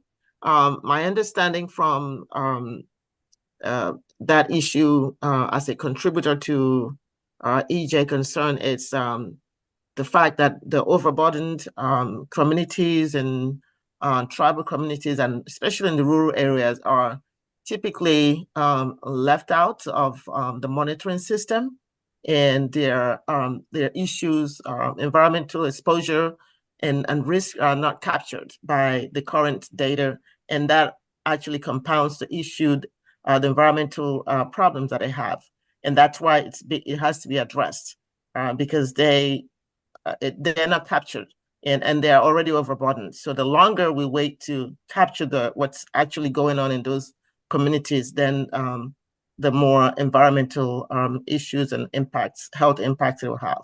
And that's my understanding of what the relevance of that. Thank you. That was very well said. And I will add that differential monitoring compliance enforcement was not discussed really at all in the original. So we saw that as a gap that we needed to speak to, at least generally. Dr. Danae Hernandez-Cortez. Thank you so much. Thank you so much for the presentation. This was very good explanation of the updated guidelines. My question is related to Anne Fritz's question related to the meaningful involvement guidance. Throughout the new technical guidance, there's mention of qualitative and quantitative data, and a lot of the examples provided are related to quantitative data. For the qualitative data, is the meaningful involvement technical guidance going to be referred or not? And what is and whether that will be something that we wouldn't have to comment on? So I will probably need to confirm this and get back to you, but my recollection of reading the draft of the meaningful involvement policy is that it's much more high level than that, and it's not specifically about the way in which particular types of data or information could then be used within an analysis. It's more general about how to think about engaging communities. And so any piece about how we might use that information to inform analysis would probably fall within this technical guidance document. And so it's fair game in terms of your review. Thank you. Dr. Lewis? Hello. Okay, I think I cut the line, but yeah, I just had a question. This is something that I was just curious about, but I think it would sort of, influence how we sort of look at this document. The Justice 40 program, which is one of the initiatives at the federal level that, guides federal investment towards different programs to help EJ communities. Is there any connection between the cost benefit analyses that occur in the rulemaking and the Justice 40 goals? So this might be a question again that you can ask again when the program office folks are on the call.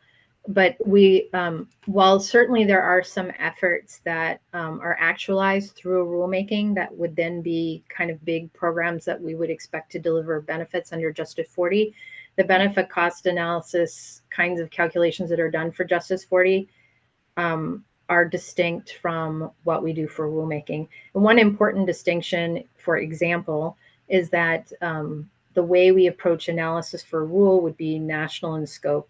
The way that benefits are defined under Justice 40, actually a lot of those from a national standpoint would be impacts.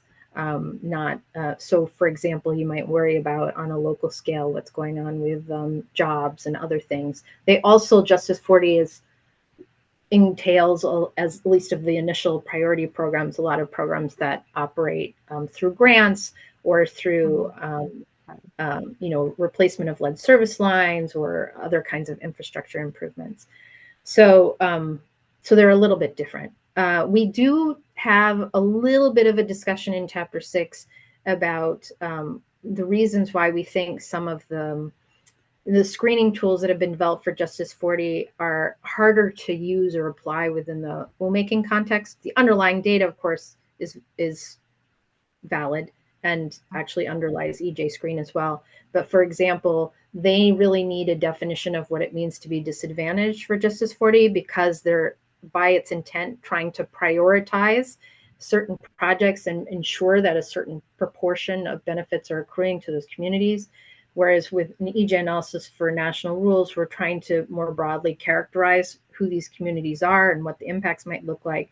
There isn't a cutoff or a distinction in terms of who might qualify as overburdened, underserved, or disadvantaged, whatever term you need. And in fact, how that's defined can sometimes vary across rulemakings. One example would be that for some water regulations, you might be particularly concerned about people who are exposed through consumption of fish, and that might not necessarily be relevant in other contexts. But definitely, if you want to ask it again, and I can follow up more specifically if I did not answer your question. No, that was a lot of really good information. I might have a more refined question later, but that was really, really helpful. Oh, great. Okay. Dr. SAD. Yeah, my question is sort of a nerdy data question, but in the overview of the EJ analyses, you mentioned that you're adding demographic variables that are used in analysis. I was wondering if you could mention which variables they are and why. There is a list of demographic variables in the second example, I think the proximity analysis. And I had some questions about some of them because some can vary significantly in a short time frame, like unemployment, whereas others don't. You mentioned an improved ability to estimate life expectancy, and I'm wondering if this is a population metric or an individual metric, since there's so much complexity in estimating the latter. How do you reconcile it at the population level? And then redlined areas don't seem to me to be demographic, and they also would bias an analysis toward urban. So I'm wondering about that. That's one I hadn't seen before. And then some of these are vulnerability metrics that are biological, whereas others are social vulnerability. Age is a biological vulnerability metric, but some of these others are social vulnerability. So I was wondering if you could talk about that a little bit. And I apologize for the complicated question. Well, thank you very much for your question. That was very thoughtful. I may need you to repeat parts of it. There are some differences in the variables that we use or the metrics that we use based on whether it's criteria or HAPs. Like you were saying, some of the variables don't make sense to use for HAPs because it's shorter time period, or there would be like in the HAP populations, if it's like a homogeneous demographic group that would be around a particular facility, you might not get the same results that you would think would be appropriate for that.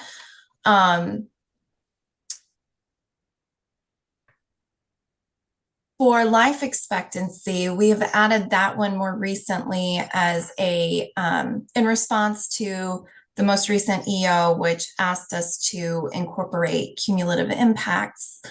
That one, we've only been able to add to the criteria pollutant analysis, and it acts as a proxy for cumulative impacts. So if you have a low life expectancy, it takes into account the baseline burden, baseline population burden. Let me know if there are any pieces of your question I did not answer. Okay, so I think what you were saying is that the demographic variables that are selected for a particular analysis are really under the purview of the analyst. The analyst just decides which ones are important. There's not a standard list that are used all the time. We have a standard list that's used for each analysis, but depending on what that analysis is, we use a different list, but it's always the same for that type of analysis. Okay. I hope that makes sense. Yeah.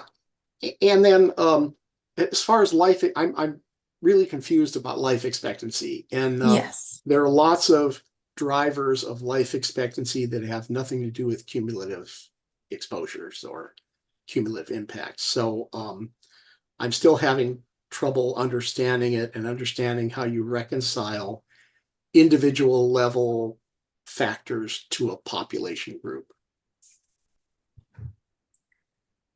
We can definitely get back to you on the specifics of the choice of life expectancy. In the seat that I sit, which is also a bit of an outsider to the specifics of what the Office of Air does for their analyses. It's also recognition that there's a host of stressors, some of which might be related to environmental stressors, others may not, that result in differences in life expectancy. And so as Jen was saying, it's meant to be kind of an indicator of some of those underlying differences, but there's no attempt to link it more explicitly with some kind of causal mechanism.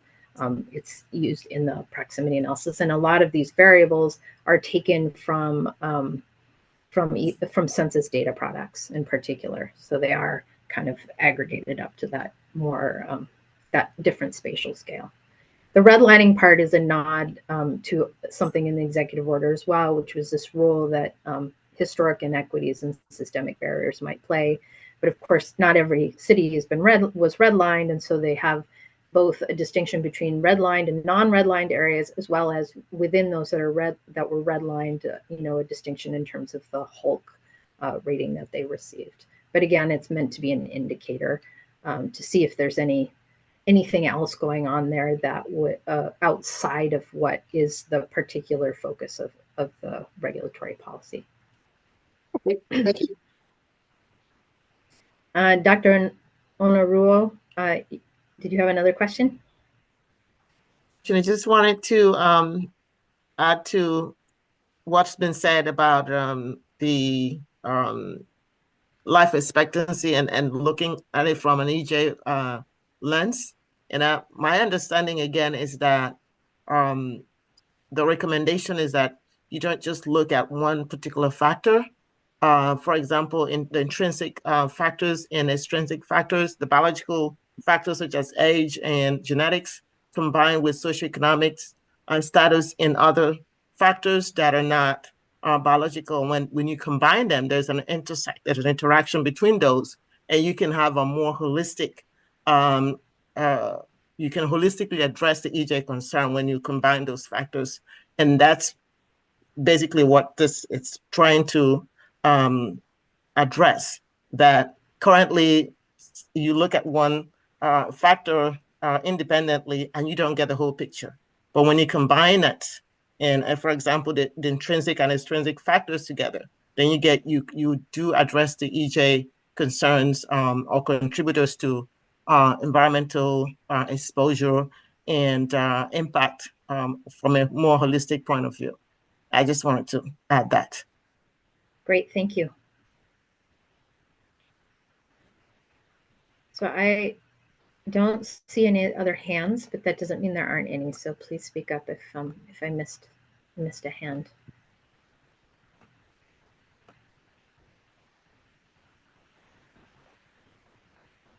If there aren't any other questions right now, I can return to walking through the charge. Is that okay with everyone?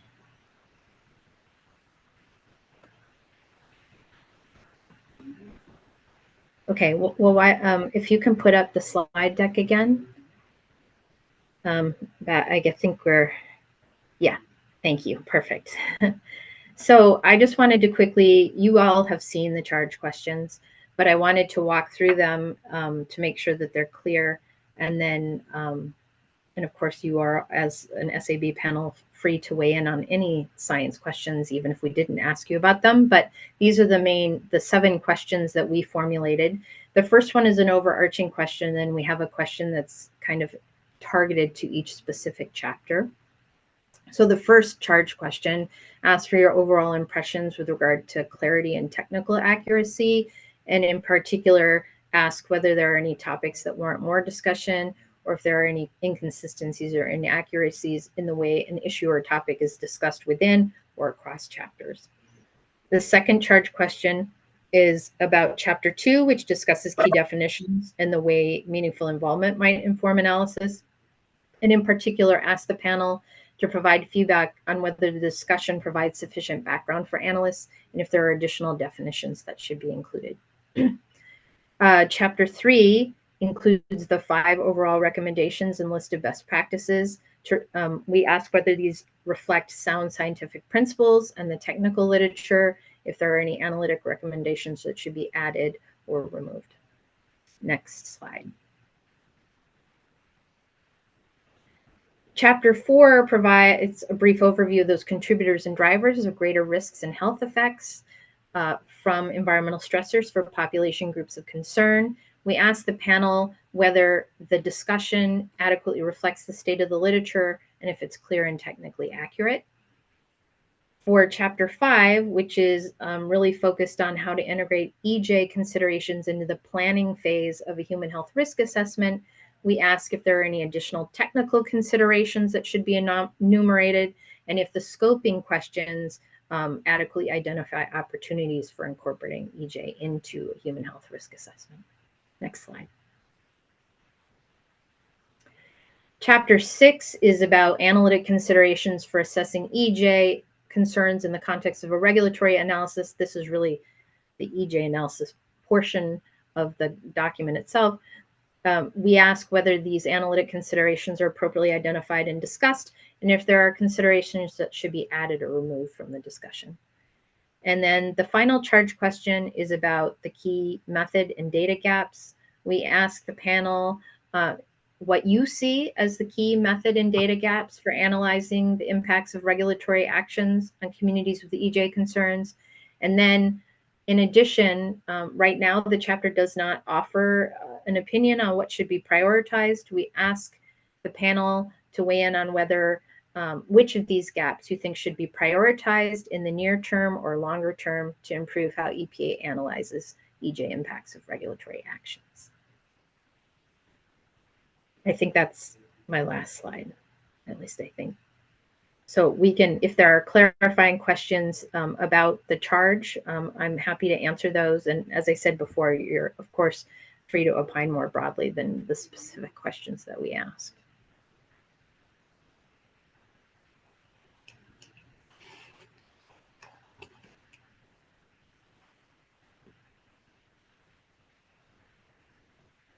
Does anybody have any questions or additional comments that they would like to put forward?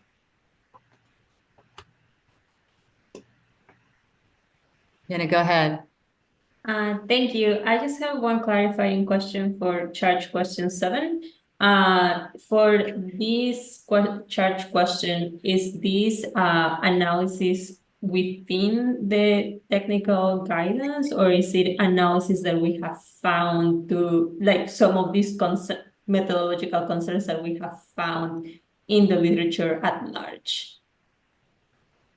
So I think the lens would be things that prevent us from doing a better EJ analysis for our national rulemaking, but certainly that could be a limitation or gap in terms of how EPA approaches it, or it could be a more general gap where EPA doesn't do it because the literature doesn't provide us with a sound method or data, and it would be helpful for us to target that to, just generally in order to eventually enable us to do better. Because of course we have to also rely on sound science. So if there isn't an acceptable method out there, that makes it difficult for us to do it. So I think both are potentially relevant. Does that help? Yes, thank you.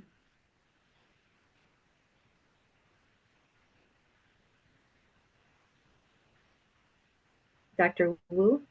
Yes, thank you. So given what you just said about the methodology development, and literature might not yet have, that sound science that you said that supports these decision makings, there's a lot of complexities to risk assessment. As I noticed that late last summer, there was a cumulative risk assessment, public comment and problem solving type of scoping document. How do those adjustments to the other guidance for health risk assessment and cumulative risk and those components fit in with this? Yeah, so there was a cumulative risk assessment planning and scoping document draft that was circulated for public comment and is also under revision. And we are watching and monitoring that process very closely and hoping that we will be able to reference it explicitly and reflect any changes and updates in this guidance document, for sure. But you are correct. If we don't have, if it's not in existing guidance for human health risk assessment as an acceptable method, our intent is not to move, past where existing EPA guidance is. That there should be, we should allow those processes and peer reviews to continue along their paths and then reflect and incorporate them within the EJ technical guidance as they become available. But that is another document in addition to the meaningful involvement policy that we are expecting will be finalized in a timeline where we can more fully reflect it and incorporate it in this document.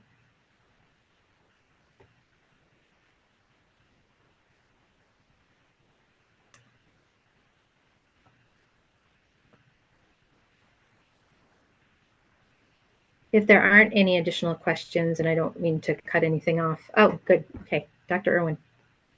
Hi, yeah.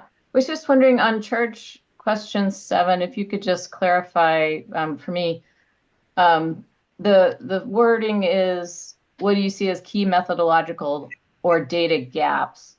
So I just want to confirm that that's the charge and it's not like, hey, here's a solution to the gap, or is it also that you're interested in that as well? Like how much kind of, problem solving do you want versus you just want, hey, here's some gaps and we think these are the top priority gaps?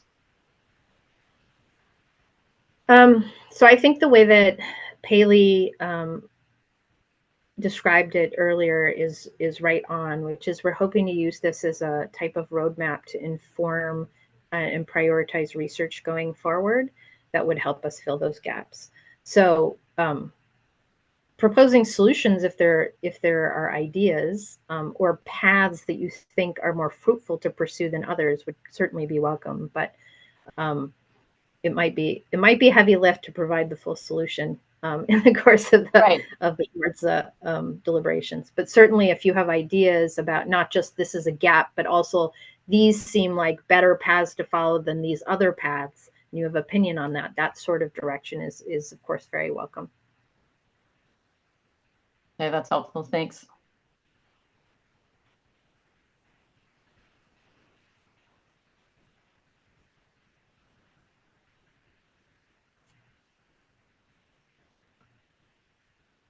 I just want to make sure to thank you for thank my colleagues for helping to present the on the EJ technical guidance. Thank the SAB office for all the hard work they did to pull this together, and thank each of you on the panel. It's an intimidating group, but we're really excited and grateful that you're taking the time to thoughtfully review the document so that we have kind of it reflects the best that we can do. And we can begin to operationalize and use it in the agency going forward. So thank you very much. And I would just thank you all for putting all this together and giving us the opportunity to really work with you to try to make this as best as it can be, given our strengths and what we know about the current methods and updates that may have come forward since the last review. And also appreciate that some of the folks on this group, this panel, also were involved with the previous review. So that's always, as you mentioned, a very big help. And we will have staff available for the in-person meeting as well. So we're happy to answer questions there if if other things arise, even after this phone call that you'd like us to respond to. Terrific. And I would encourage the panel members to think about, right after this meeting, if there were things that came up that you would like to have EPA address, to be able to give them heads up as much time as possible to either get additional materials together for that April meeting would be, I'm sure, really appreciated. So I guess we're literally right at the 2:45. So I didn't know if you wanted to mention anything before we go on to the break, or Tom. Jim, you had something you wanted to say? Yes, I just wanted to ask a question. You said that if we had any other thoughts or questions that we could provide them before the April meeting so EPA can think about them. What would be the logistics of that? Would I send an email and copy everyone on the SAB, or how does that work? Dr. Sad, you can just email me. I will be the person, the storekeeper for all questions, and I'll be conversing with my EPA colleagues and making sure that those things are available. Okay, thank you. Mm-hmm.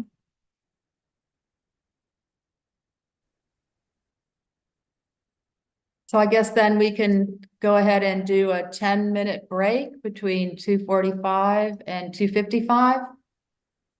Sounds good. We can reconvene then. Thank you all. Okay, thank you.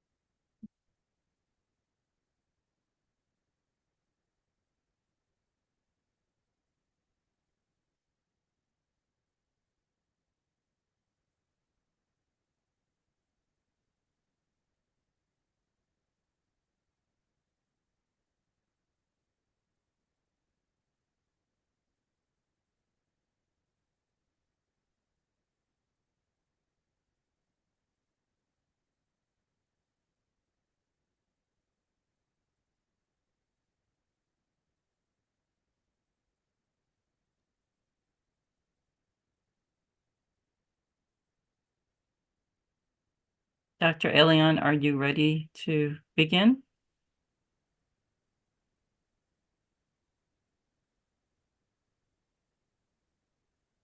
Yes, I think we can remove that break slide from the screen and start the second presentation. Assume everybody's back. It's hard to tell when the videos are off. On the overview of EPA environmental justice analyses and rulemaking.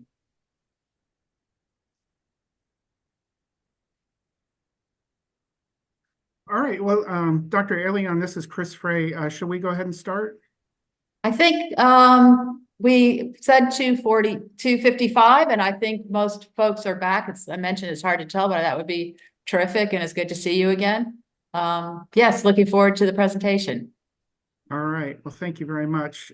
Before I get started, I just, again, wanted to echo the thoughts of my colleagues earlier to just thank all of you on the SAB and the Environmental Justice Science Analysis and Review Panel for taking the time to engage in the review of the EJ technical guidance. That was the topic of your session just before the break, and then your self-initiated study on EJ analysis, which is the focus of this briefing.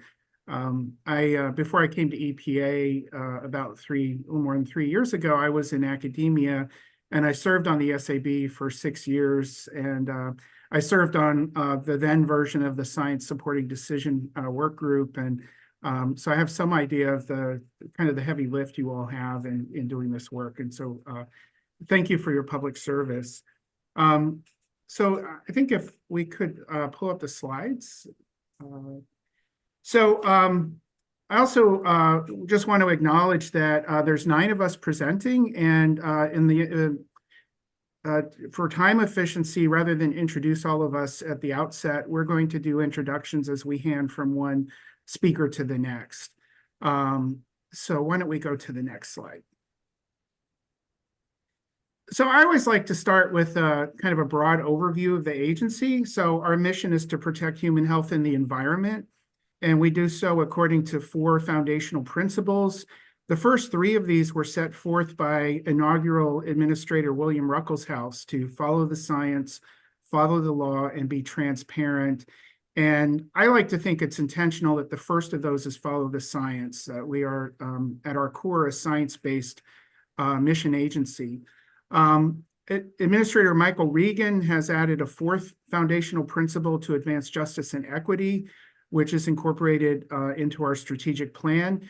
And our strategic plan also includes, among many other goals and strategies, a cross-agency strategy to ensure scientific integrity and science-based decision-making. And so that's really why we're all here right now.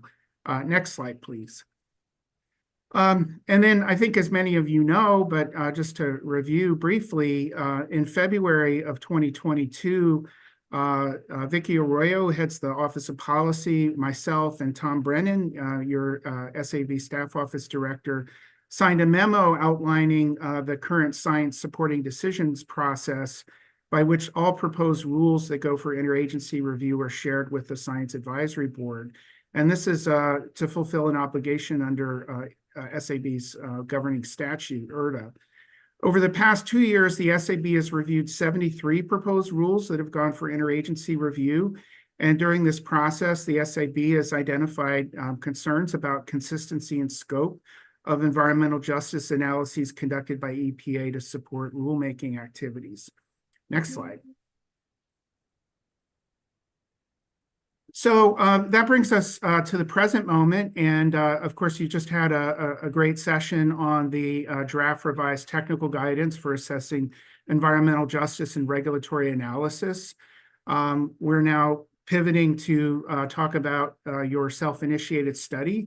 And our understanding of this self-initiated study is, and how it contrasts with the review of the EJ technical guidance, that this is looking forward on how the agency can refine or enhance current methods and approaches, and how we can adopt and develop new ones for the future. And, listening to the Q&A about, is it helpful if the panel identifies gaps, or is it helpful if the panel provides ideas for ways forward, I would say the answer that Anne gave is spot on and applies here as well, is that we certainly welcome advice on how to move forward.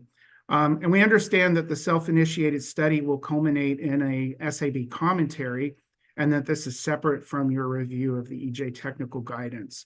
So this briefing is going to focus on the self-initiated study, but we do cross-reference and we coordinated these briefings so that the briefing you already heard on EJ technical guidance provided relevant background and context on the executive orders and the various motivations for why we're here today, but particularly the importance of environmental justice and administration priorities and vulnerability and susceptibility. So we will be building on that material. Next slide. So because this is a fairly complicated topic and one where we have lots of parts to share with you, because we have a lot we want to share with you, we agreed that we would take the strategy of, before we tell you what we're going to tell you, we're going to tell you what we're going to tell you, and then we're going to tell it to you, and then we'll tell you what we told you. So this is a preview of what we're planning to do. So we're going to provide some context and a preview of key themes, and I'll kind of focus on the key themes in a minute. You'll hear a round robin of report outs from different headquarters program offices and a representation of perspectives from the EPA regional offices. And through these presentations, we hope you'll agree with us that this supports a number of cross-cutting themes in terms of scientific issues where we would really appreciate your advice. And along the way, we'll provide resources in the form of links to various documents or websites, tools, et cetera, that you can use in your work. So next slide. So, it's very important that we acknowledge, what we're really about here. So we know that to achieve environmental justice through rulemaking is to prevent new as well as mitigate existing environmental and human health inequities and provide opportunities for the meaningful engagement of persons and communities with environmental justice concerns using the policy level levers available through the regulatory development process. And we also acknowledge and are wanting to address that environmental health inequities are social inequities in environmental conditions and related health outcomes, and also that environmental exposures occur within a context that has implications for how exposure happens, predisposition to disease, and therefore risk. And this ties to the concepts of vulnerability and susceptibility that Anne outlined earlier. Next slide. As the SAB and as scientists in the agency, we're really here to focus on the role of science to support decisions. And there are a lot of science questions that we'll talk about in this presentation. For example, the evaluation and selection of data, tools, models, and approaches, and how to conduct an EJ analysis. In the context of how science is used in rulemaking, that's used along with policy and legal aspects as well. And so those are kind of out of scope of what we're going to talk about today. But national rulemakings certainly represent a unique context in which to evaluate environmental justice concerns. As Anne mentioned in the first briefing, that national rules may often deal with hundreds of regulated sources. There may be occasionally rules that deal with a much smaller set of sources. And we have a goal to characterize not just the baseline, but also the impacts of proposed options. And, as Anne alluded to, these are the kinds of questions the administrator wants us to be able to answer when we present options. Next slide. So this is the slide that tells you what we're going to say, and then we're going to say what we're going to say, and then we'll come back and tell you what we said. So I think one key theme is the importance of science to support decisions. A second key theme is that I hope you'll agree that the agency is active in conducting EJ analyses across the whole of EPA, and my colleagues will give you much more detail on that. Something that emerges from looking at all the different contexts in which we do EJ analysis and is that there's a need for flexibility and tailoring of approaches. And for three key reasons that we've identified, and there may be others, but one is that data, tools, models, and approaches are evolving. A second is that decision contexts vary with regulatory context. And a third is that decisions need to be made under various constraints, including time, budget, and information. And timeliness is important to protecting public health. So there's a need for tractable and parsimonious approaches. The fourth main theme is there's a number of science issues that we've identified as a result of developing this briefing for you that we see cutting across, multiple of the offices that are going to present today. So one is that there's a series of decision-making points that inform EJ analysis.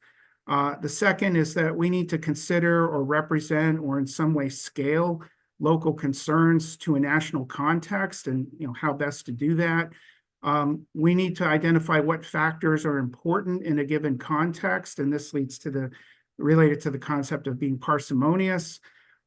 We also need to be mindful of what stressors or types of stressors are most relevant and how to appropriately represent them. We need to consider how and when to incorporate social factors and how to capture social vulnerability, among other aspects of vulnerability. I think some of the Q&A already addressed this issue of temporal and spatial scale from the last session. What resolution is needed for this? What is the availability of data to support that across lots of different metrics, and then how to deal with data gaps. And then methods for combining across different types of impacts, and also recognizing there's an important role for quantitative information and for qualitative information, and how do we work with both of those. And then the fifth key theme we wanted to convey to you is that the agency continues to invest in new data models, tools, and approaches and research. Next slide, please. So just to provide a little bit more context for what we're doing with EJ analysis is that we've heard during interagency review and review by the Office of Management and Budget that it's important to tailor the EJ analysis to the regulatory context, which is intended to provide meaningful information to the public as well as to decision makers. And we've had similar feedback from at least some SAB members during recent reviews of science supporting decisions. And just to give one, illustrative example based on this SAB consultation on EPA's lead and copper rule improvements, and we've added some underline just for emphasis, that the selection of critical indicators and measures can be done on a case-by-case basis. When we consider vulnerability, we ought to consider indicators that best represent relevant risk factors. For example, in the case of lead, looking at exposures to young children with endpoints related to neurocognitive and neurobehavioral effects. We should justify or even perhaps in some cases eliminate or not use other indicators that have limited relevance. And given the multiple ways that exposures can occur, it's important to consider the key pathways for exposure and in addition to, say, a single pathway of focus. Next slide. So with this, I'm very pleased to hand off to my colleague, Nettie McMiller. Nettie is the Environmental Justice Coordinator in the Office of Water. Nettie, over to you. Great. Thank you, Chris. I hope everyone can hear me okay. Good afternoon. So for the Office of Water, we wanted to highlight two examples of our national rules, one under the Clean Water Act and one under the Safe Drinking Water Act. The variety of regulatory actions under these acts may concern human health and environmental conditions, though there are actions that may focus outside of these, for example, rules concerning analytical methods. To start, we wanted to note some factors and approaches regulatory teams may consider when deciding to conduct an EJ analysis on a particular rule. This slide and the next are part of a best practices document developed by OW's Office of Science and Technology as a resource for their rulemaking teams. While these are some approaches taken by OW's Office of Science and Technology, other approaches and considerations may be tailored or varied by rule across regulatory programs in OW and across the agency. In the first slide, you will see some considerations already mentioned, such as geographic scale and data availability. In the next slide, you will see a few options for levels of analysis and engagement depending on those considerations as outlined by the best practices document. For our first example, we're going to focus on one of the extensive examples. This is a Clean Water Act rulemaking for the steam electric power generating point source category, also known as steam electric ELGs for short. Next slide, please.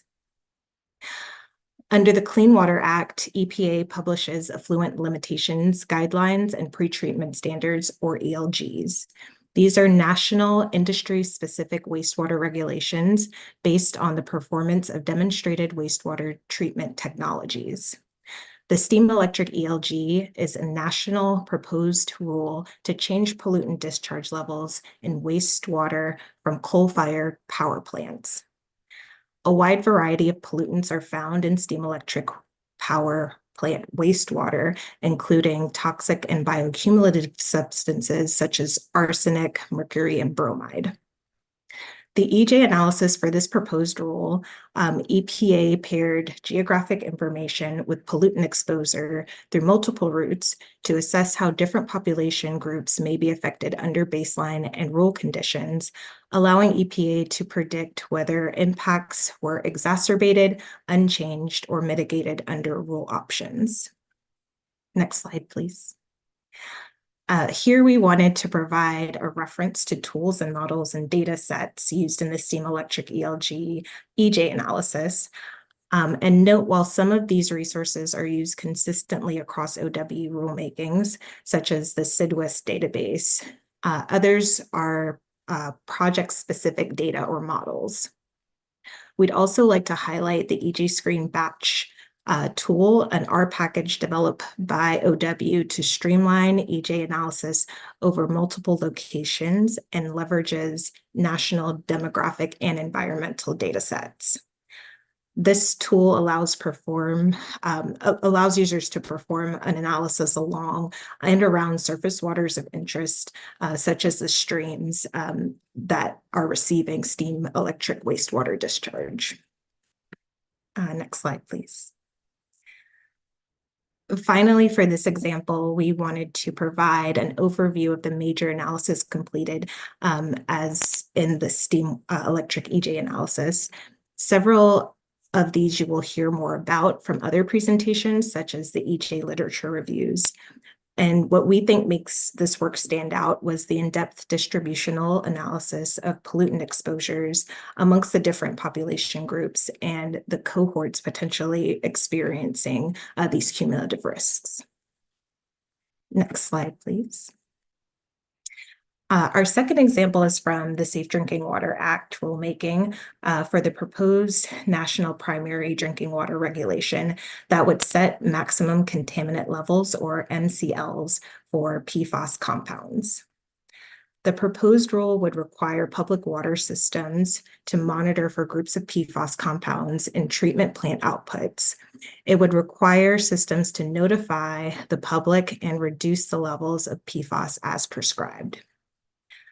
There are adverse health effects that are quantified for PFOA and PFAS exposure, and those include morbidity and mortality for a number of health conditions that are listed at the bottom of this slide, and that are both qualitatively and quantitatively described.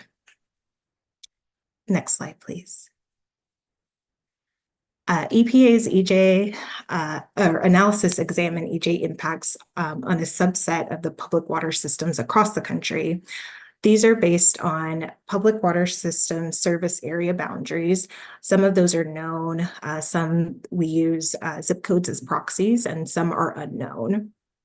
These analyses are also based off the availability of PFAS occurrence data for contaminants in finished drinking water. So for this data, the third unregulated contaminant monitoring rule, or UCMR3, was used. This was the first to include PFAS compounds and covers data from 2013 to 2015. This was also supplemented with state-level sampling conducted more recently using a more refined PFAS analytical methods. And in essence, we're using the UCMR3 data when available and modeled data when none was available.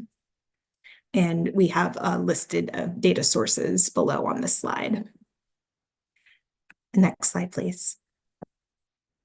So for the EJ analysis, the rule used a two-prong approach. The first used EJ Screen Batch tool with primarily ACS data to examine the presence of EJ concerns at baseline. For example, this looked at PFAS exposure across demographic groups and subset of public water systems. For the second prong, we use the Safe Water Multi-Contaminant Benefit Cost Model to examine potential EJ concerns associated with regulatory options, as well as the potential EJ concerns that would be mitigated relative to baseline.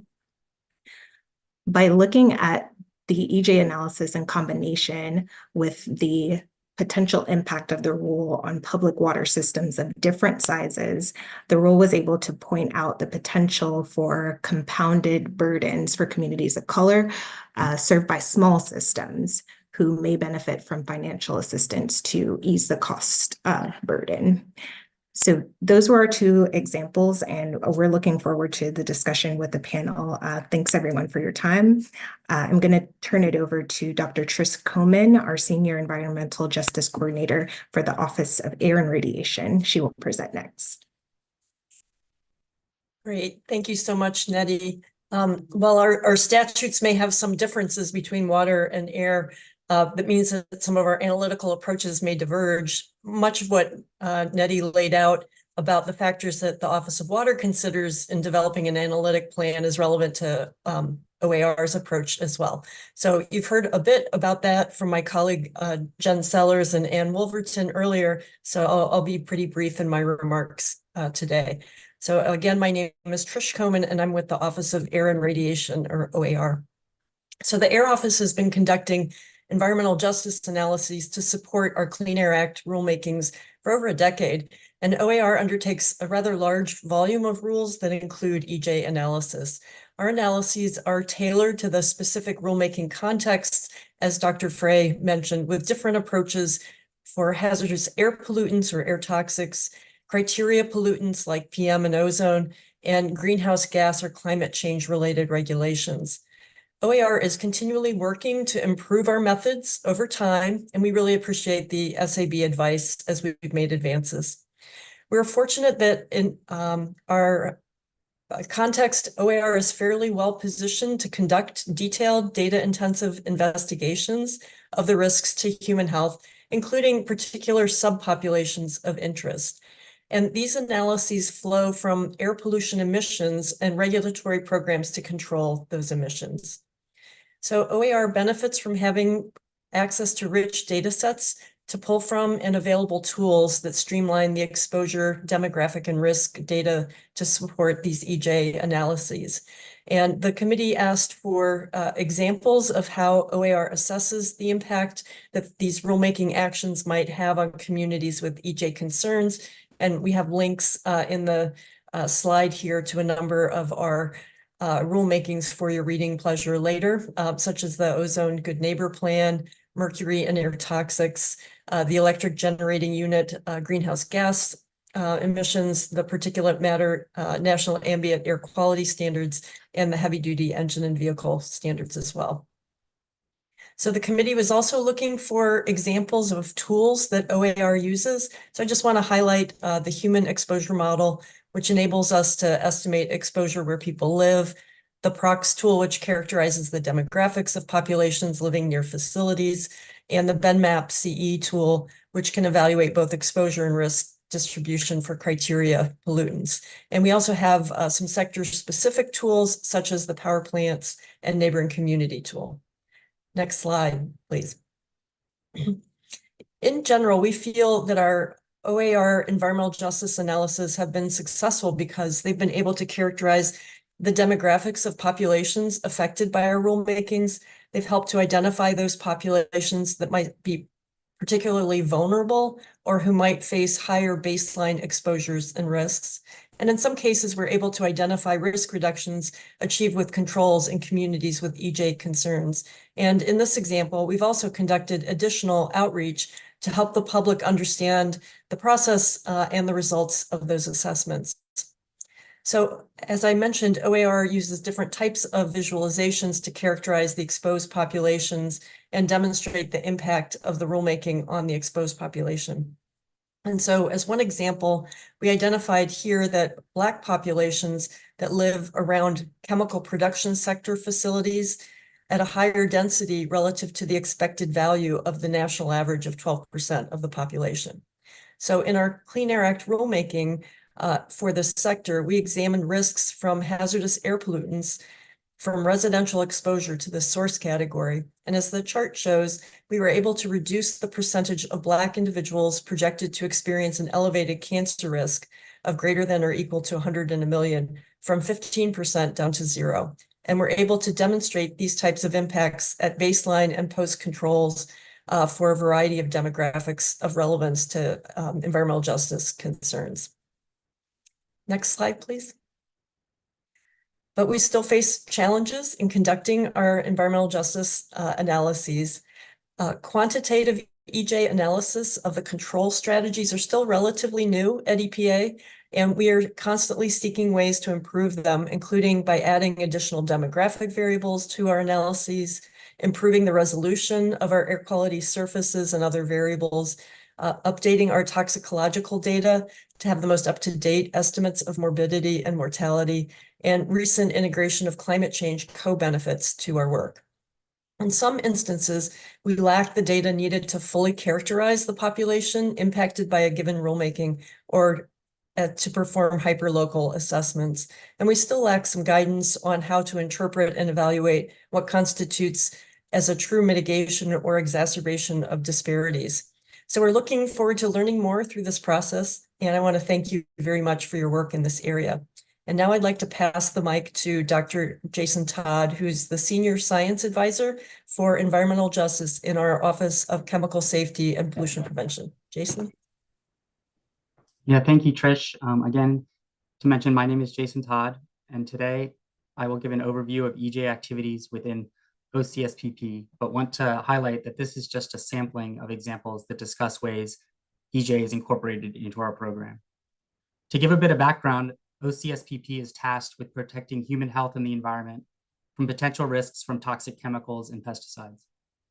Two main statutes that govern these activities are the Toxic Substances Control Act, or TSCA, and the Federal Insecticide, Fungicide, and Rodenticide Act, or FIFRA. TSCA governs the production, importation, use, and disposal of specific chemicals and requires the evaluation of both new and existing chemicals. FIFRA, on the other hand, governs the registration, distribution, sale, and use of pesticides within the United States. And other statutes dealing with pesticides include the Food Quality Protection Act and the Federal Food, Drug, and Cosmetic Act, which both set pesticide tolerance limits permissible on food. These statutes all influence the incorporation of EJ into their respective programs.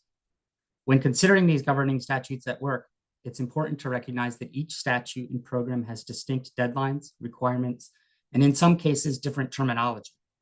Together, however, they are aimed at the same overall goal of protecting human health and the environment. Additionally, it's important to realize that some risk evaluation components that may be considered responsive to EJ are statutorily required, while others have been taken to the individual program's scientific review boards for review and evaluation prior to being used within risk assessments. I will now discuss these and other components related to EJ occurring within OCSPP. Next slide, please. During the risk evaluation process in OCSPP, there are various activities and inputs already taking place that consider aspects of environmental justice. The risk evaluation process within OPPT and OPP evaluates as fully as possible the range of possible exposures, hazards, and risks to both human health and the environment using reasonably available information and the best available science. The consideration of that full range of exposure and risks within risk assessments is often inclusive of environmental justice communities. Some other components relevant to environmental justice are incorporated into the risk evaluation process, including relevant program examples as sub-bullets and links shown below are consideration of various exposed age groups ranging from infants to the elderly, incorporation of the proximity of chemical releases or pesticide application to fence line or bystander populations, consideration of other potentially susceptible subpopulations, sometimes referred to as pests, to provide more refined assessment of affected populations, characterization of other demographic indicators such as population size, race, income, and poverty level, and efforts to improve communication and education, including bilingual labeling and education tools. Finally, both programs are actively involved in looking at ways to better characterize chemical co-exposure, aggregate exposure, and cumulative risk and impact. OPPT has recently released 2 draft reports related to cumulative risk, and OPP has done cumulative pesticide assessments for many years. Through these efforts, the incorporation of EJ principles into both programs continues to advance forward. Next slide, please. Despite the multiple ways EJ is already being incorporated, there are several key challenges. Among them is the consideration of what is practical and implementable within a regulatory program construct. Within the OPPT existing chemicals program, the program is required to conduct 20 chemical risk evaluations every 3 years, while within OPP, hundreds of actions are executed each year. Based on this high volume of required products, in-depth evaluation of EJ is likely to be limited due to feasibility, timeline, and workload considerations. Recommendations from the SAB on ways to incorporate EJ considerations that are both regulatorily relevant and implementable in available timelines are appreciated. As mentioned on the previous slide, characterization of potentially susceptible subpopulations is often a consideration during both offices' risk evaluations. However, full characterization and assessment of these types of scenarios or populations is at times challenging due to limitations in available data. Both OPPT and OPP operate under a national scale risk assessment paradigm, as you've heard a couple times already today. This reality oftentimes runs counter to the available data that is sampled or evaluated at the local or regional level. Appropriate scaling of this localized data, spatial and temporal data for use in national scale assessments is often a challenge that could benefit from SAB input. And finally, in a regulatory program, the precision in used terms and consistency in relevant indicators, their use and interpretation across not only OCSPP, but the agency as a whole is a key challenge that could benefit from SAB panel consideration. Next slide, please. Even with these challenges, EJ considerations have been and will continue to be incorporated into OCSPP products. In the interest of time, I won't discuss them further here, but I show on this slide a few representative examples with links to more information of some successful or planned incorporation of EJ in both offices coming forward. I will now pass it to Mr. Steven Foster, the Acting Director for Policy Analysis and Regulatory Management staff within the Office of Land and Emergency Management. Thanks, Steven. Thank you and good afternoon. I'm here to talk to you today about activities in the Office of Land and Emergency Management. I will say at the beginning, in almost all the work we do, we consider environmental justice as in our site-specific actions. But today I'm going to speak to you specifically about a couple of regulatory actions. The first one I want to talk to you about is a rule we recently finalized on the risk management program and the effort to make safer communities by chemical accident prevention. This is looking at facilities that might pose a risk to the public because of the types and the quantities of hazardous substances that they store or use in their chemical processes. For this rule, we conducted a proximity analysis where we compared populations with income less than twice the poverty level and of any race or ethnicity other than non-Hispanic white living within 1 mile or 3 miles of these RMP facilities to the overall US population. We found that populations with low incomes of a race or ethnicity other than the non-Hispanic white are more likely to live near these RMP facilities compared to the national average. And for facilities that had accidents between the time period of 2004 and 2020, the percentage of these populations living near these facilities was even higher. The next rule I want to talk to you about is one that is currently under review by the Office of Management and Budget, and we hope to finalize here in the next coming months. This is on coal combustion residuals. This would regulate the disposal of coal combustion residuals from electric utilities, looking at the surface impoundments on legacy facilities. For this rule, we conducted national and state level comparisons of demographic composition living within 1 to 3 miles of these facilities. And we also looked at environmental indicators from EJ screen relating to particulate matter, ozone, lifetime air toxic cancer risks, traffic, proximity to our Superfund or NPL sites, proximity to the risk management plan facilities that I spoke about just a moment ago, and other hazardous waste facilities near these CCR facilities.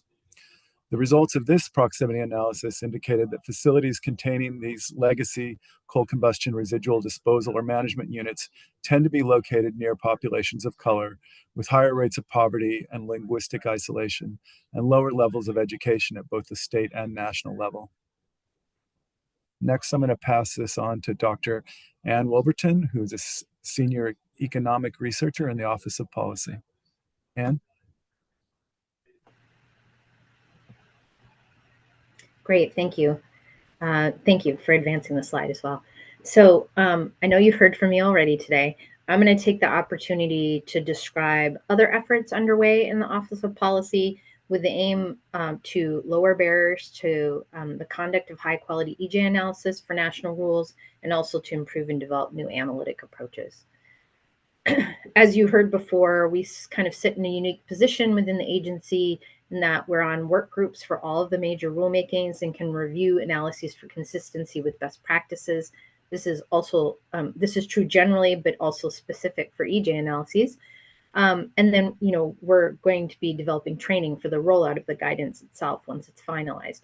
But in addition to those activities, we coordinate a cross-office community of practice on EJ analysis for rulemakings, which has a really more than 100 people participating across different program offices to facilitate information sharing and discussion of key challenges and approaches that have been taken. We also host workshops on cutting edge analytic issues. We hosted, for example, we hosted one on what we know about disparities in ubiquitous chemical exposure, which was well attended and generated a lot of excitement, and actually a project through the White House Cancer Cabinet.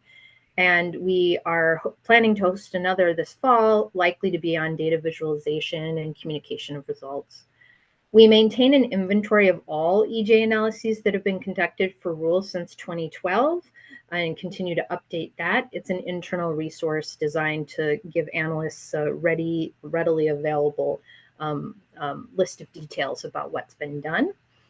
We've also heard from several program offices that additional guidance on how to conduct proximity analysis would be is really needed, and with a level of detail that's not easy to incorporate into the technical guidance. So we're in the process of developing that guide, which will focus on key decision points and assumptions and the kinds of criteria that analysts can use to decide on the best approach to go forward with, given the context of the rule.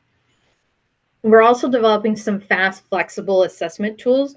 We've developed our code for proximity analysis that we've shared widely with program analysts to help them to develop and vary comparison groups and buffers and other kinds of components of the proximity analysis.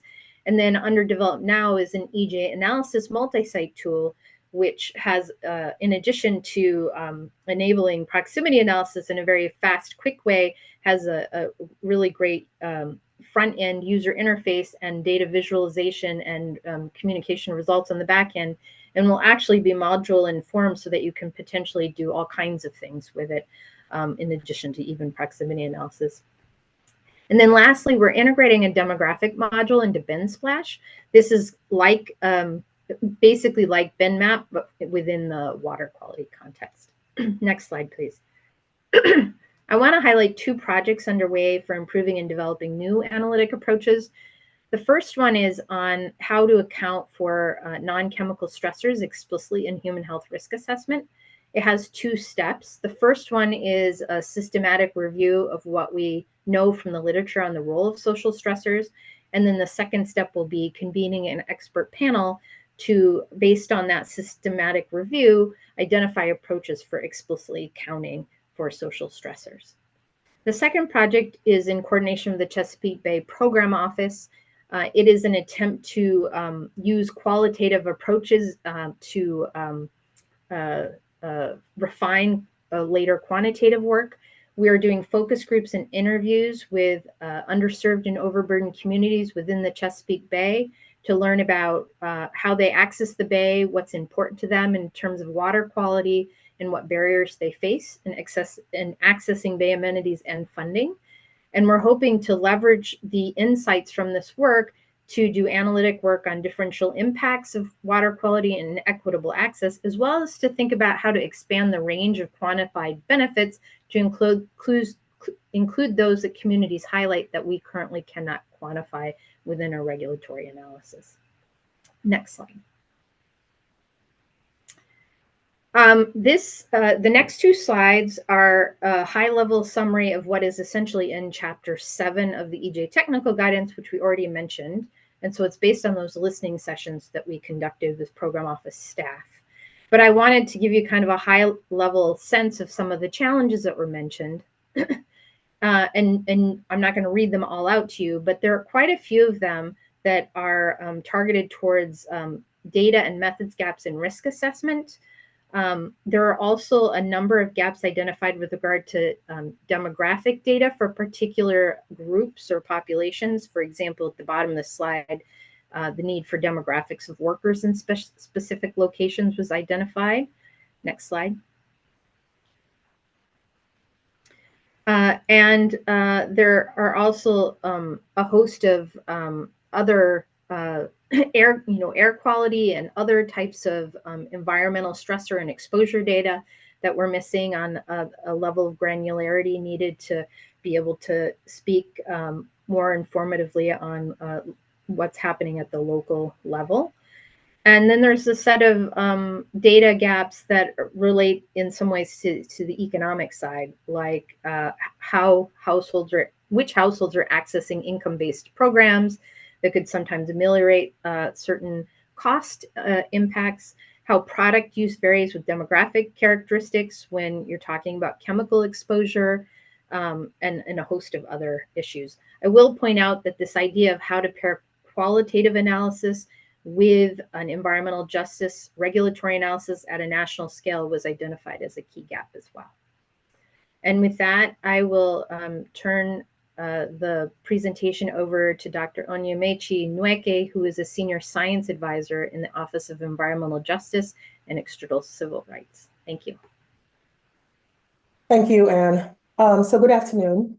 My office's activities in the regulatory arena, which includes regulatory development work, has centered on technical, scientific, and policy consultations with our sister programs and regions, and we are also invested in efforts to enhance the scientific basis for integrating environmental justice in EPA's regulatory activities.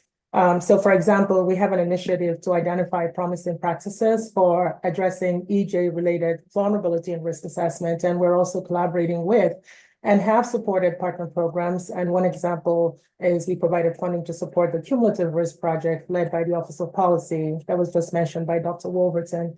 So of course, we continue to improve the functionality of EJ Screen to support EJ analysis. Next slide, please. As Dr. Frey mentioned, the agency's approach to addressing EJ strives to prevent new and mitigate existing EJ concerns. And as we know, environmental exposures for communities with EJ concerns occur within a context that has implications for how exposure happens and how much exposure people experience. It also has implications for predisposition to disease, for resilience, and the ability to recover from toxic insults. Therefore, vulnerability is a critical scientific concept and framework for identifying and integrating EJ in rulemaking. Next slide, please. So to account for EJ-related vulnerability, we need to consider in our evaluations and analyses issues of aggregate exposure, multiple chemical exposures, multiple social and economic exposures, and biological factors such as disability status and pre-existing disease. But first, the issue of where to do this accounting in the process is important. Next slide, please. Accounting for EJ-related vulnerability means we have to think about the entire journey to a regulation. And EJ analysis is typically like an exposure analysis or risk analysis or other kinds of analyses to examine, say, the distribution of costs and benefits.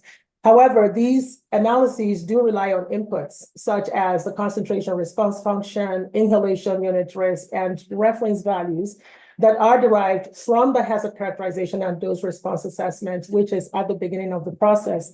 And this means that the early steps before you get to EJ analyses also offer opportunities to identify, evaluate, and integrate EJ-related vulnerability. We do need your advice on how to integrate vulnerability into these first steps in the process, and then throughout the rest of the steps on the way to formulating a regulation. Next slide, please. In our interactions with our scientists and analysts, we have identified scientific and analytical challenges associated with identifying, evaluating, and integrating EJ-related vulnerability in EJ analyses and also in hazard assessments. And I share some of them for your consideration as you go about developing your charge and also for the work that you plan to undertake. And these include the challenge of sorting through the plethora of social and demographic factors available to determine which ones are appropriate in a given assessment, and to do this in a manner that is consistent and replicable across assessments.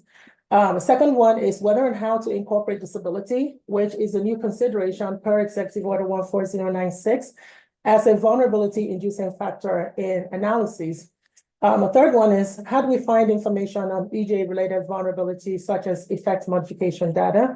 And then how to consistently source this type of data through the systematic review process that is deployed in our hazard assessments. And also how and when to incorporate social factors is a challenge with regard to what that integration looks like at different steps in the journey to a regulation. So when is it appropriate to integrate into, say, a hazard assessment, what that would look like? And if we achieve that, could we do more further down the road, like in an exposure assessment or risk analysis?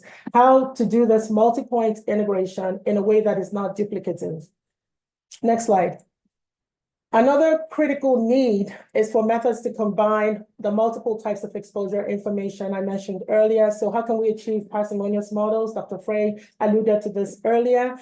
When you're combining indicators of these multiple exposures that are of concern, how do you get down to a parsimonious model? What would be a useful and scientific process for selecting a suite of factors to consider in a scientific evaluation or in an EJ analysis? Next slide. At the agency, we depend on risk assessment, which relies much on a causal framework. Unfortunately, data paucity is a real issue for EJ-related vulnerability, especially when it comes to knowledge about how they alter chemical stressor-related risks. So we ask, in the absence of established causality or mechanistic data, can summary measures like life expectancy or total disease burden serve as indicators of the total effects of these multiple exposures? In other words, can they serve as indicators of EJ-related vulnerability? And if yes, how do we go about doing this? We need advice about qualitative methods for combining multiple vulnerability factors. You already heard about this, as well as strategies for combining quantitative and qualitative data when the two types of data are available. Next slide. Finally, we could use your advice on how to consider impacts that don't fit neatly into the health impacts category, such as odors in EJ analysis, how to evaluate disproportionality, approaches to use adjustment factors to account for human variability in exposure and response as a strategy to integrate vulnerability, and what would that entail? And last but not the least, strategies to work with inconsistencies and how social factors are measured across studies. So I thank you for your time and attention. And next, I'll call on Ms. Erin Jones, who is the Emerging Contaminants Coordinator with Region 4, to present. Thank you. Thank you, Anya Mechi.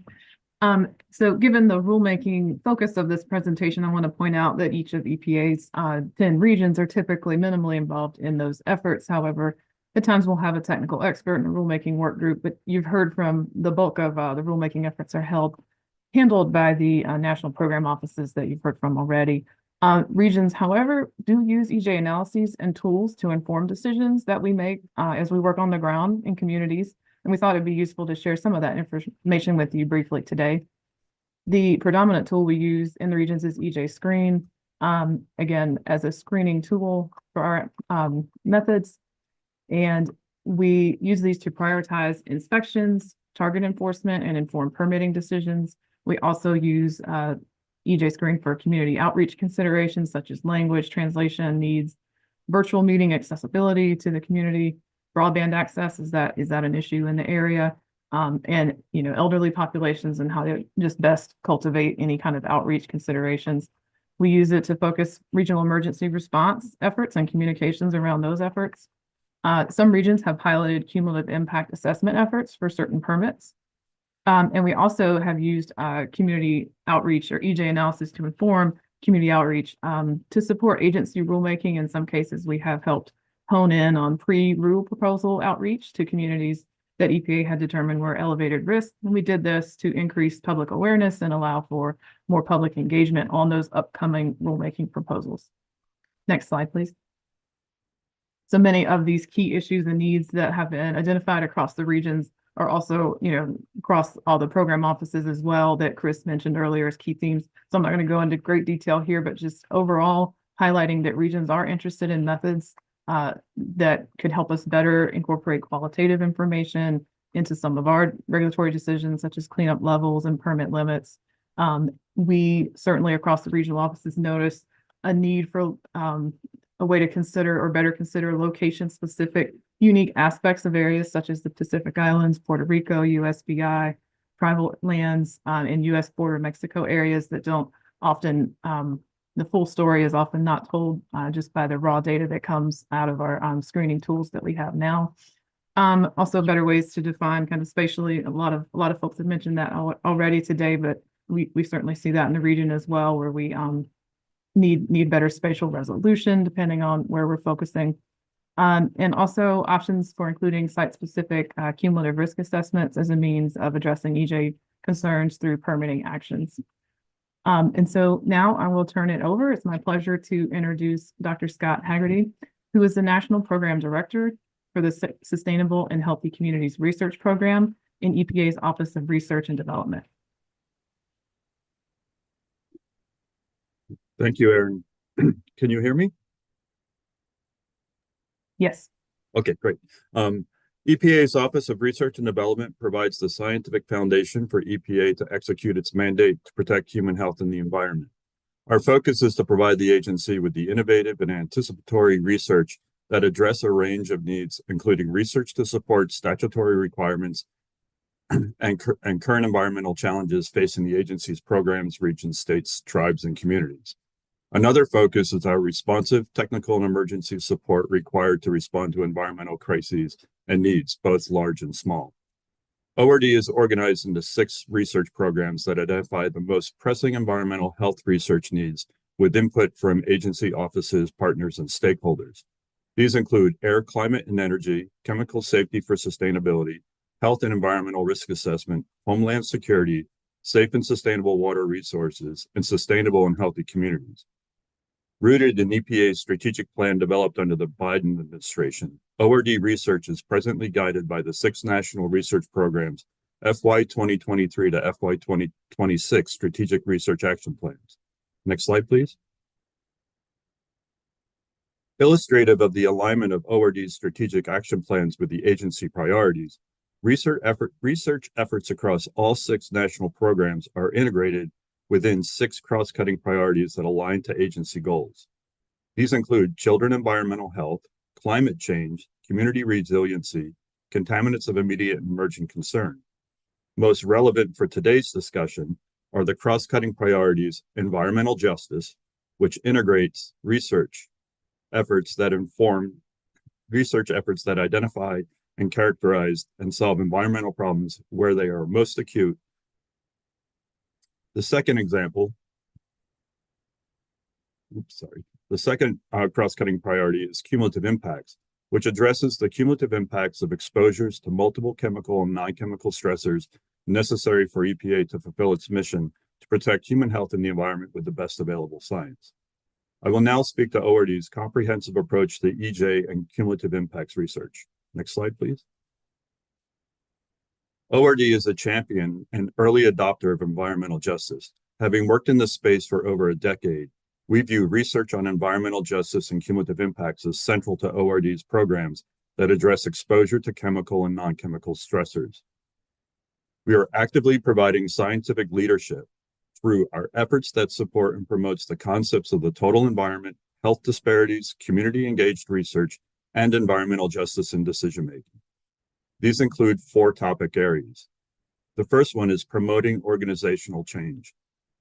This effort implies and utilizes internal and external engagements by all 6 of our national research programs and new initiatives like ORD's Regional Climate Adaptation Network in the Integrated Climate Science Division, as well as ORD's collaboration with Region 2 in standing up the Community Engaged Research Collaboration for Learning and Excellence, called CIRCLE, in Edison, New Jersey. We are also leading the conversation.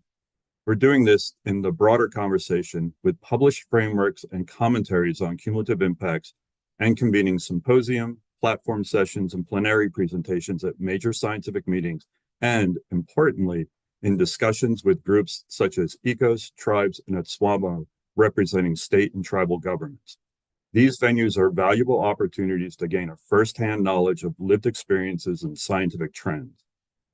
President Biden's initial executive orders on equity in EJ, together with ORD's research planning cycle, drove ORD to produce its cumulative impacts research recommendations report. This report is a framework for science to support cumulative impact processes and actions that include, importantly, a definition of cumulative impacts that has been used throughout the agency and that makes room for cumulative impacts as a fit-for-purpose action. We are also creating relevant extramural opportunities. ORD is proud of its extramural efforts in this space. Since 2020, 42 STAR grants have either been awarded at $54 million that address cumulative impacts and health and environmental disparities at the intersection with life stage, rural communities, climate change, and the most recent award being Research for Community-Based Programs, Policies, and Decisions to mitigate cumulative health impacts and environmental health disparities in underserved communities. In May, grantees of the $28 million STAR RFAs for cumulative health impacts at the intersection of climate change, environmental justice, and vulnerable population life stages will be meeting at RTP for a week-long conference. Lastly, we are engaging the experts, such as yourselves. We are also conducting a State of the Science report with the National Academy of Sciences and regularly use our Board of Scientific Counselors as a sounding board for how we're doing in the space of environmental justice. Next slide, please. ORD views itself as having a critical role in building the knowledge base and capacity required for EPA and others. We are accomplishing this through a broad and robust research portfolio that includes the natural, physical, social sciences, and technical support in multiple domains. ORD's use of a systems approach to integrate the full range of available data, establish collaborations, and engage partners and communities has resulted in a diverse and innovative research portfolio that addresses the environmental justice and cumulative impact cross-cutting priorities. Collectively, ORD is engaged in over 140 research projects that can be broadly categorized as investigating vulnerabilities and exposure, characterizing health and ecosystem impacts, finding options for mitigations and solutions, as well as developing tools and resources that our partners can use. Next slide, please. The examples that we have are many that fit within each of these spaces, and here is just listed a few of them. These include studies and products that are investigating the effects of historical red lighting on climate health, characterizing the effect of chronic stress on susceptibility to adverse health impacts of air pollution in disadvantaged communities using inflammation and epigenetic biomarkers, study that includes assessing built, natural, and social vulnerabilities and the impacts of climate change near contaminated land and waste sites for building equitable climate adaptation and mitigation strategies, as well as producing several tools, the most recently being the Equitable Resilience Builder and our really popular Enviro Atlas. Next slide, please. I'll end this presentation about ORD, about talking with a quick presentation on our efforts to build community capacity and to build trust. ORD's comprehensive research approach and portfolio is providing the scientific evidence required for EPA to achieve its mission of a future where all parts of society are increasingly engaged and empowered to help and advance scientific knowledge that informs environmental protection actions. We are doing this by bringing the science to decision makers. We regularly engage with those offices in terms of providing regulatory support. We routinely work with state and tribal in a variety of collaborations. We really do strive and are really proud of the technical support that we provide to many different organizations. We actively go out and train people on how to do different aspects of HIA training and collaborative workshops. And we have a really robust communications and external webinar series where the research that we conduct is made publicly available and presented to those who need it most. We are also proud of the fact that we are conducting place-based research. And this place-based research, whether it's intramural or extramural in nature, spans diverse geographies, demographics, and scales. The studies that are being conducted includes those that are being conducted in urban and rural communities that result in not only building community capacity, but the trust. And so I will end my presentation here and turn it over to Chris Frey to take us home. Okay, thank you, Scott. Actually, thanks to Nettie, Trish, Jason, Steven, Ann, Mechi, Aaron, and Scott. Really appreciate all of your wisdom and knowledge and experience and information. So to kind of wrap this up, I just wanted to come back to the cross-cutting themes, which are, you've heard a lot about science, and so we're really focused on science to support decisions. You've heard from all four of the media regulatory offices, and you've heard from cross-cutting offices of the Office of Policy, the Office of Environmental Justice and Civil Rights, and the Office of Research and Development that support the regulatory offices. And you've heard the regional perspective that really represents that the whole of the agency is active in conducting EJ analysis. The third theme I mentioned was about the need for flexibility and tailoring of approaches. And you've heard a lot from my colleagues about how the EJ analyses are contextualized within statutory mandates and different programs. But I think nonetheless, there are some generalizable issues that we face. All of us are looking at data, tools, models, and approaches, and these are evolving. We recognize the decision context vary with regulatory context, and sorry, a thing popped up on my screen. And then decisions need to be made under constraints of time, budget, and available information. And so the timeliness of the decision processes is an important aspect of protecting public health. And you've heard from several of the presenters about the need for timely as well as tractable and parsimonious approaches. Next slide. And then, of course, there's a number of science themes that have emerged from these presentations. We've heard about the series of decision-making points that inform EJ analysis, and my colleague Mechi mentioned how that provides an opportunity to consider EJ early in the process. We've heard about consideration or representation or scaling of local concerns in a national context. Jason spoke to that, for example.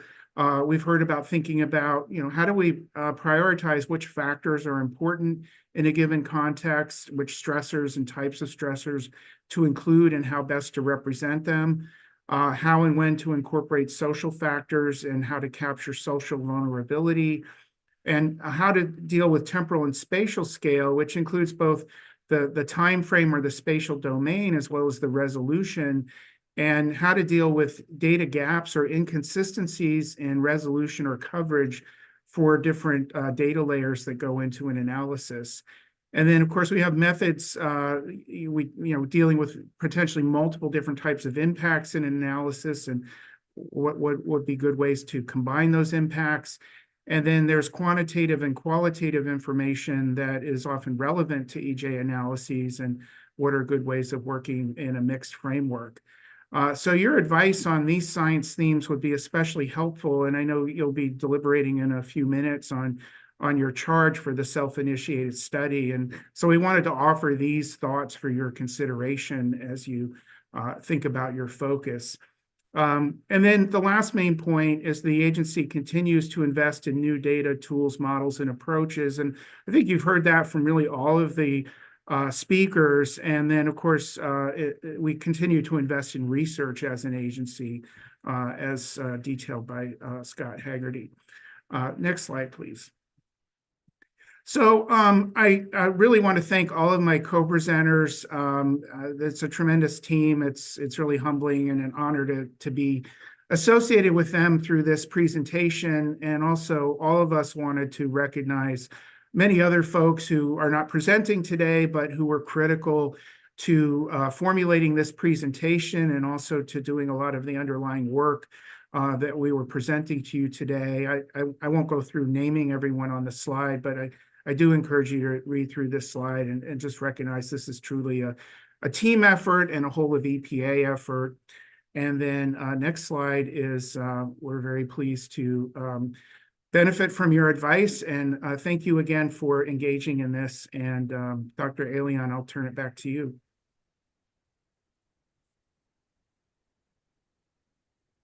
Great, thank you, Dr. Craig. Thank you for all the information that's provided. Really appreciate that. And this is our opportunity really to ask for additional information if we think that would be helpful in terms of some of the challenges that EPA has, and answering some of the clarifying questions, as well as to really just ask questions here to this group, that all these experts from EPA who can provide information in a timely fashion, so we won't have to have a back and forth. So I'd like to go ahead and really encourage asking those clarifying questions and requesting additional information that can help us as we try to assist EPA. Dr. Wu, go ahead. I see your hand up. Hi, I want to first thank you all for that great presentation. Being told what you're going to tell me, telling me what you're telling me, and then telling me again. Great approach, because it's so much information. The slide that actually stuck out most to me in all of that wealth of information is that roadmap figure, which I think was slide 34, the intersection of scientific evaluation and policymaking. I would like to propose to all of us to think about it in more of like a loop, multiple loops that intersect each other, because everything is iterative, as you highlighted in different ways. As science develops and produces more information, as communities receive grants for doing work and working with regions, that feeds into more information. And so to address data gaps, I think it's really helpful to think of the feedback loops, all of the touching feedback loops that will help inform these data gaps that we currently identify that need more information in order to do better, and to help the communities that have needed help for a while, but also help communities in the future as we think about some of the climate change impacts, particularly in California with the energy problems that we have, and thinking ahead about the transportation sector in particular, and the transition to electric vehicles, and all of the lithium for those batteries that's needed. I think about our border communities in the Salton Sea area, as lithium is known to be in the Salton Sea. And so with that, not only thinking about how we can do better, but moving forward, also how we can think about addressing those forthcoming issues as we build our plane and fly it at the same time. So I just put that out there as an opening. Well, yeah, thank you, Dr. Wu. I think those are all great observations, and certainly are, well, I think as you heard in various aspects of the presentation on on our mind as well. And yeah, you raised some forward-looking issues as well, which yeah, I think they also have awareness of. And I invite any of my fellow presenters if they wanted to follow up on this point. But really appreciate the comment. So I don't see anyone else. No, if not, Dr. Abel, you have a clarifying question or additional information you might be interested in receiving? Yeah, well, again, thank you everyone for this presentation again. And Chris, sorry, I dropped something in chat and threw you out of your rhythm, but in both versions of this PDF that I received, the hyperlinks weren't working. So I think that's an easy fix to redistribute that to all of us. And then I had a question about the, probably for Trish. I appreciated how you recognized the major limitations of the National Emissions Inventory not accounting for area sources and new sources. And then, so I think those are facility by facility. And then in the modeling, you would then do a kind of cumulative or an aggregation of facility emissions by different chemicals in your surface modeling, correct? Are you referring to criteria pollutant modeling or more No, on this would be HAP side? hazardous air pollutant monitoring for major sources. And so when you're modeling those, much like I think in the risk screening environmental indicators, those do provide some kind of aggregation of hazardous emissions from multiple facilities.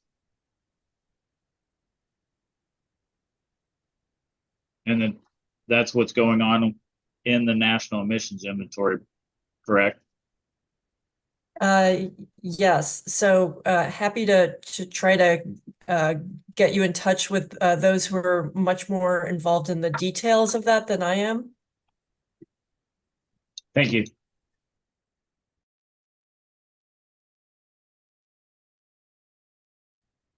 Yes, Dr. Jobs. I'll just echo my thanks, as others have said, to all of you all who have shared with us this afternoon. I have 3 or 4 questions. They're real basic, and they are for different individuals. So if it's okay, I can just kind of go through each of them. The first is for Dr. Todd. This is just a real quick clarifying question. A lot of what you presented around risk assessment was focusing on residential pesticide assessments, but then you also talked about a consideration of other potentially susceptible subpopulations as appropriate. And there was a mention of the evaluation of women of childbearing age or tribal communities. And I was wondering if this was still, if you were thinking still kind of in a broader community context, or if there is any work, really going on with respect to the farm worker population that includes a lot of women of childbearing age. So just curious about that. The second question is for, I think this is for the presenters from OEJ, ERC, and EPA Region 4 with respect to some of what you talked about in terms of the challenges around combining qualitative and quantitative data and kind of just the use of qualitative data. And so I also just wonder if you, in addition to the qualitative data, if you're also looking at community-generated quantitative data. I know when we were talking about the technical guidance, I think it was chapter 5, there was the mention of the changes that are being worked on now include kind of the possible role of participatory science. And so I'm wondering if you all are also really looking at how and when to use this community-generated data. It could be, water quality data. It could be air monitoring data. including some of the air monitoring data that EPA is supporting so strongly in terms of the investments from the Inflation Reduction Act and all of the community-based monitoring projects that are happening. How is that information, going to be used, and are you all grappling with that? Especially as we think about, data quality based on, the types of sensors and instrumentation that's used, et cetera. And then maybe just a third question, also a simple question. This is for the folks from ORD. There was a mention of the HIA workshops that are being conducted and convened, and I was just wondering if that was all if the trainers were all sort of more internally from EPA, or if you're partnering or collaborating with CDC on that at all. And I think those are my three questions. Dr. Frey, I guess I'll jump in and answer that first question. Yeah, I was going to say we could just go in order. So Jason, go ahead. I would say, and correct, I want to make sure I get the gist of your question, but I would say that the characterization of both farm workers and tribal communities is an area of ongoing and active interest for both the respective offices. The Office of Pesticides has some scenarios that take into account farm worker communities, and they're working hard to develop scenarios that are more inclusive and kind of, I guess, responsive of those communities. I've added a couple links in the PowerPoint related to our ongoing work with tribal communities. We're starting to assess them more, and there are active activities both in pesticides and in the OPPT to kind of better characterize those tribal communities. And I believe the last slide I present, I don't know the actual number in the deck, I can look that up, but it references some of those scenario building for tribal communities within the Office of Pesticides. Does that help? Or is there more that you're looking for there? Yes, that helps. Thank you so much. So then I think the second question was aimed at Mechi and Aaron. Yes. Yeah. Yeah, I don't know if Erin is here, but I'll say this. So these are comments we've heard from risk assessors. One of the issues that they're trying to grapple with is when you have both qualitative data and quantitative data, how do you bring the two together? And one of the reasons we're mentioning here, of course, is that we need your guidance or your advice on how to do that. But I also want to say that I think this is a question, the second part of the question had to do with the data that's going to be collected because of the air monitoring investments courtesy of the IRA. And I think that's a question that is best suited for the Air Office, because a lot of that air monitoring those grants went out through the Air Office. But it's a great question to ask, because one of the things that I would expect should happen, because we're going to have all this monitoring data, is that we have a richer data set, richer information about air quality locally that we can hopefully use to inform our decision-making processes and to strengthen our analysis around environmental justice. So I'm sorry I'm not able to tell you that this is XYZ is exactly what we're doing to figure out how to combine qualitative and quantitative data. But I just wanted to let you know that that's a big issue that the risk assessors have pointed out to us in our discussions with them. And I'll echo what Michi said for sure. And note further that the regional role in kind of this community specific work, regions are going to be critical to kind of taking the whole picture of the community and kind of bringing that and elevating those stories up for broader consideration. Yeah, and I would just add on the participatory science side, in I think it was June of 2022, the agency published a vision for participatory science, but we also have a website that I think if you just Google EPA and participatory science, you'll get to it easily. And there's some tools there. There's quality assurance tools. There's also tools that are kind of more intended for EPA audiences, but on a checklist of things to consider in doing participatory science in ways that are useful for the agency. And then just picking up on a theme that was mentioned in the last session on the technical guidance related to, for example, purple air sensors. I did just want to mention for awareness that the agency has done some correction factors for those sensors and are using a network of purple air sensors to provide supplemental data for the smoke and fire mapping that we do under the Air Now program.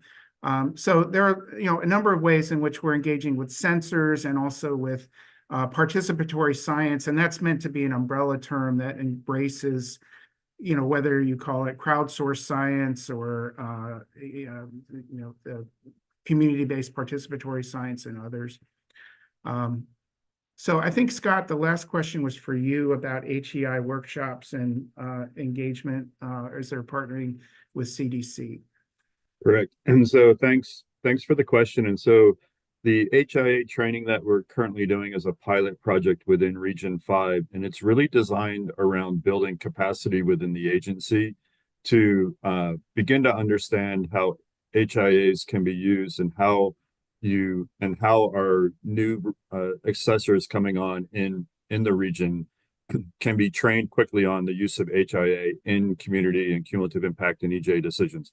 So while we're not directly working with CDC, we're utilizing a lot of off-the-shelf materials and a lot of the materials that they have. So this is more designed around building the internal capacity based upon training materials for a process that we know really well, that is related in it is not the exact same thing as a cumulative impact assessment, but using those materials, we're going to transition from HIA to cumulative impact assessments to build the capacity within the agency to build out the number of individuals who are very familiar in the use of and utility of cumulative impact assessment. So if we have time, I would respond on the air sensors a little bit more. Absolutely.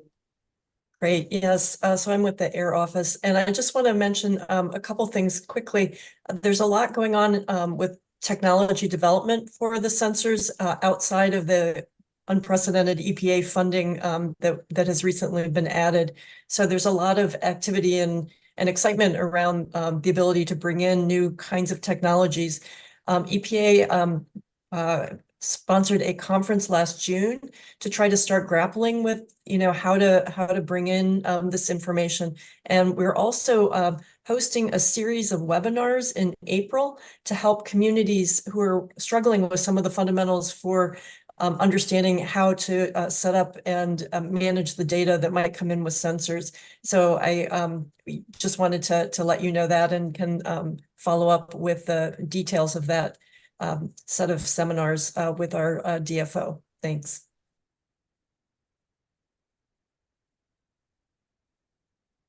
Dr. Chakraborty, go ahead, Jay.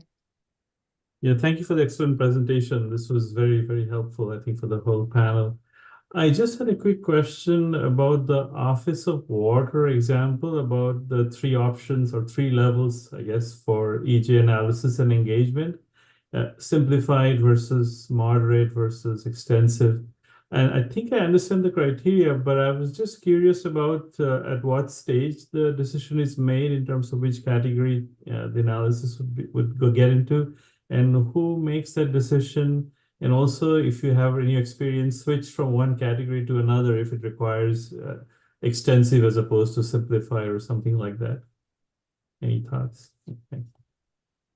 I think I'm on mute. Hi. I just wanted to reiterate that this was a specific document for best practices that was developed by one of our offices in the environment, or Office of Water as Office of Science and Technology. And so I can follow up to see what specifically at what stages, but there was a lot more information as that document, looking at that document as a whole versus just the 2 examples that were pulled into that slides, but I'm happy to follow up. Thanks. And maybe I could ask a quick question similar to Dr. Chakraborty, if I may, just about also who, even when we're thinking about demographics and selections of indicators, and how and who does that. And I know there's flexibility in these analyses so that it's really a function of the specific area that you're looking at or issue. But how is that actually done? I would probably say it varies from rule team to rule team. And so that if you're looking specifically at one rule, that might be something that we would follow up with those specific teams on.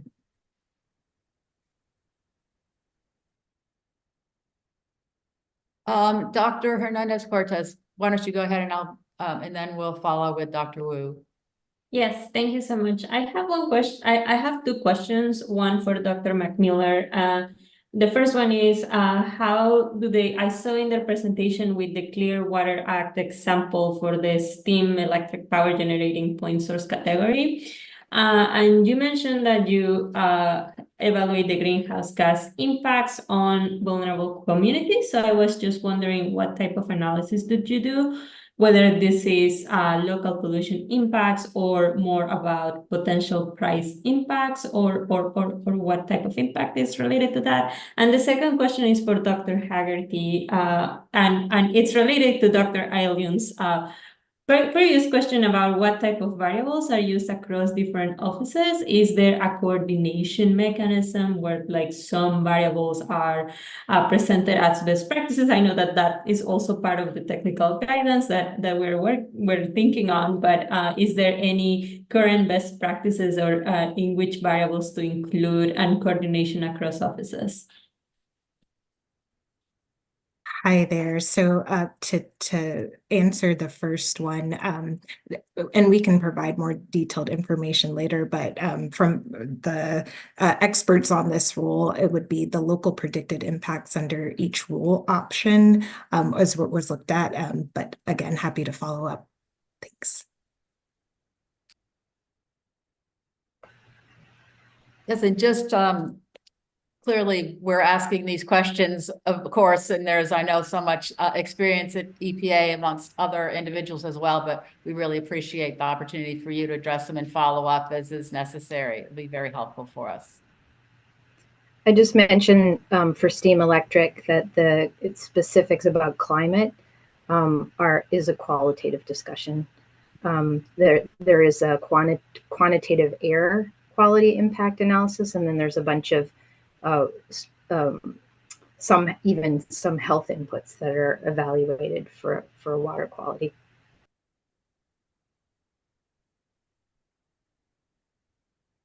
Dr. Wu, go ahead. Yeah, I appreciate the different compartments of these conversations. I think kind of just to highlight my first point about graphic visualization. For the practices, the technical guidance, I think as I read it, there's need for more figures. And I think the figure kind of describing how these are feedback loops that feed information into other parts of these dynamic situations, it would be very helpful for an analyst to see in a circular feedback loop pattern how these things fit together. And particularly as you asked for advice on what would be priority, well, I'm going to suggest that building trust with communities is very important, as they are the ones that can best inform us with our data gaps and the screening tools, the information that is needed to improve in order to address the different specific problems that are in communities that only we get a snapshot of as regulators with the screening level that we have. And so in order to make these different cogs of the system move along, they really need to be informed by the populations that are affected so that we can address the water or the air or the soil or whatever the issue may be. And I will say we'll have plenty of opportunity in the April meeting to provide some of our thoughts to our colleagues at EPA, Britton and Oral. So don't feel that you need to do that too much at this time. We'll also have to go through the charge questions for the self-initiated until we have just a few more minutes before our 5 o'clock ending. So Dr. Irwin, go ahead.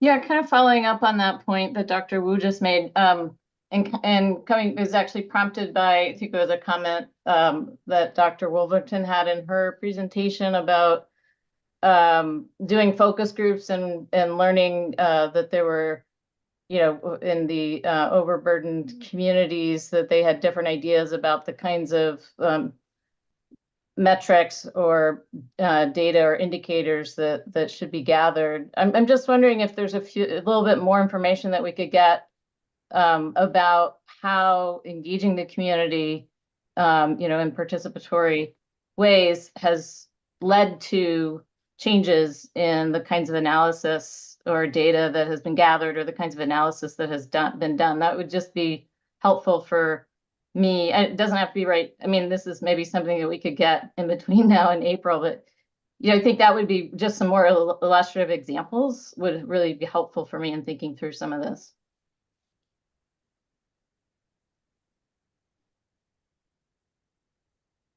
Yeah, thank you. I wrote that down. And Dr. I might, Elian? yes, I just wanted to ask one quick thing too, for other illustrations might be of examples where things have not gone well at all and why. If that, obviously not a huge document, but that would be also helpful just to add to Dr. Irwin's suggestion. Go ahead, Dr. Shalal. Yes, Dr. Hernandez Ruiz is on the line. She's on the telephone line, and I was wondering if she had any questions, because she doesn't have a mechanism to raise her hand.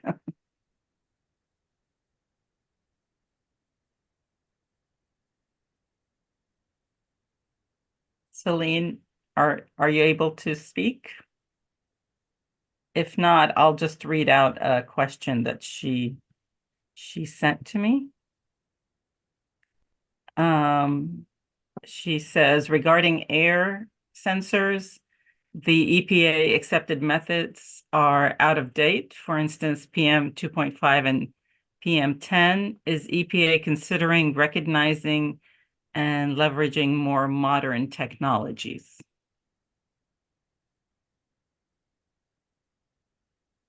I don't know, Trish, is that a question you could address from OAR? Of course, we're trying to stay current. So I appreciate the question and the idea that we are needing to modernize our approaches. In the standard setting process for the NAAQS, which we just completed recently, I think we've laid out in detail our thoughts for the regulatory side of our program. But of course, we are continuing to try to advance what we're doing and are providing a lot of resources and support to communities as we're trying to deploy different kinds of monitoring techniques. We're also advancing what we're doing with respect to satellite remote sensing in our information as well. So I think there's a lot of different ways we're trying to stay current. And of course, our colleagues in the Office of Research and Development are key in helping us to stay up with the state of the science. And we, of course, look forward to getting additional advice from this committee on these topics. Yeah, I would just add, to pick up on Trish's reference to ORD. One of the roles ORD has is in terms of developing reference methods or equivalent methods. And then also under the applicable statutes, there are processes for, there's federal reference methods, but there's processes for approving federal equivalent methods. And in the last year or so, one of the things that ORD did was develop some correction factors for some of the continuous PM 2.5 monitors to improve their accuracy at low PM concentrations, just as an example. And Anne, Fritz, you put something in the chat, but would you be able to speak or? Yeah, yes, I would. Sorry, I just, in the essence of time, I thought, well, I'll just put it out there. But as states co-regulating with EPA in partnership with EPA, and I do realize that my comment that I put on there is borderline science and policy, and we are charged with looking at the science. But as a representative of a state regulatory agency, it's sometimes hard for me to separate that because we have to follow science and the law. And so when the rules come out, it's that integration of things. So this involving the states, and I love your description, Dr. Wu, of that, the circular feedback, and then the communities includes the states and the co-regulation of the rules. And so integrating and specifically mentioning the states within that feedback cycle is really critical, I believe. And I have a question for Dr. Wolverton. You talked about the community of practice on EJ analysis and rulemaking. And I'm just wondering if there's equal representation around all of the EPA regions. And I do understand Aaron had mentioned that the rulemaking is primarily out of Washington, but from, Region 8 is one of the least populated regions. And so there's some unique situations and looking at demographics and the information there. And so I'm just wondering how representative those community of practice discussions group, and that's super exciting to hear about too. Yeah, so for the community of practice and EJ and rulemaking, the regions are not super active because it is very focused on rulemaking. So it's primarily program offices that are promulgating rules and other offices that support those rulemakings. Although we are not solely focused on just the EJ analysis, we also discuss aspects of community engagement and other kinds of early processes as part of that. It is kind of it's an open and porous group. So it's meant to be whoever wants to participate. And so it varies widely across those offices in terms of the number and the types of folks that are involved. However, I will say there are other communities of practice within the realm of EJ outside of just rulemaking. And one of them that is very active is an EJ community of practice around permitting, which is, of course, a much more local, tends to be a local and state level issue.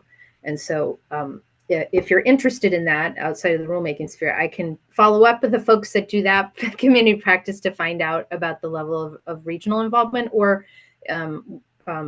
if Erin is still on the call, she might know. I do not participate in that particular one. And we're setting up some additional communities of practice as well. So it's also kind of an ever-evolving space of how do we share information and practices as widely as possible so that we can continue to learn from each other. Yeah, I would just, with regard, and Fritz, to your first point about states, actually, next week is the meeting of the Environmental Council of States. I'll be going to that meeting along with a number of folks from EPA. So we definitely put high priority on the relationship with states as well as with tribes and communities.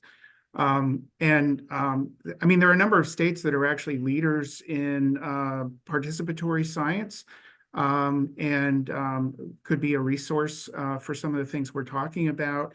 And we also interact with the Environmental Research Institute of the states to understand science needs of the states and how we can work together. And yeah, any engagement with a community will typically involve the cognizant EPA region as well as the cognizant state. So that's part of our routine practice.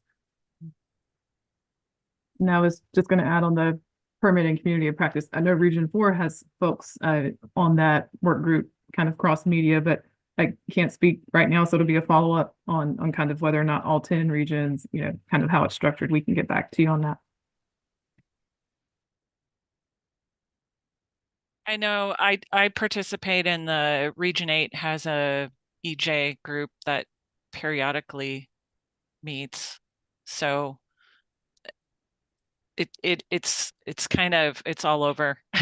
It's hit or miss, it seems like.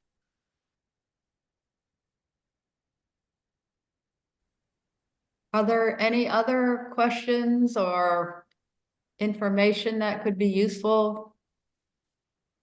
We have a few minutes. if not, I'd really, again, like to thank all the EPA presenters. It was a lot of information, lots of preparation time, I could tell, and really helpful giving an overview of the different groups. So thank you so much for spending that much time to meet with us today. No, you're welcome. Thank you.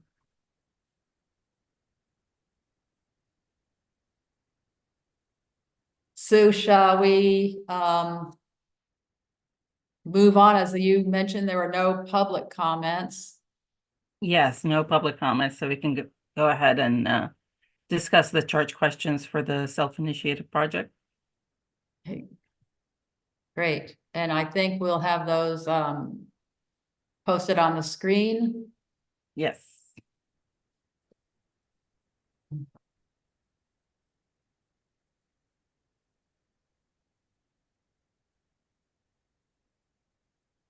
And also, maybe you could make it a little bit larger. That'd be great. Remember that there's flexibility. We can add to these, change them. Is it possible to make that a little bit larger? Is that just me? Great, thank you.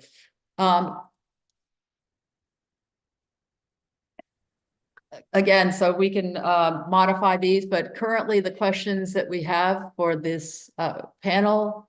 It's actually the lower half of this page. Yeah, there you go. Thank you, right there, right. What are the minimum technical elements and systemic methodologies that all EJ analyses and regulations should include? How do EJ analyses comply with executive orders and/or program-specific statutory language? What scientific analyses could be incorporated into EPA regulatory actions to better protect overburdened populations and communities? What additional research or tools are needed to provide information to better account for environmental justice science and EPA regulations? And how can environmental justice analyses and assessments be improved in future EPA regulatory actions? So these are relatively general. And so certainly we can provide some additional more specific questions within some of these bullets. And as was mentioned previously, the final, it won't be a report that will be provided to EPA the way the technical guidance document will be. So it'll be a somewhat different type of written comment. So Sue, how would you like to proceed here? We have a few minutes to yeah, so I was going to suggest actually just reading through these questions right now. In question number 2, I think it's not how do these analyses comply, but how well do they comply with, because how they comply is probably an agency question, but we can certainly look at them to say, you know, how we see them as complying with these executive orders. So maybe adding the word well after the how. How well do they comply? Is a little bit a clearer way of saying that. But if anybody else has any additional thoughts about more questions that we could include in this list, we'd certainly like to hear those. Dr. Annenberg? Yeah, thank you. I was just wondering if you could clarify the difference between the 3rd and the 5th bullets. They sound kind of similar.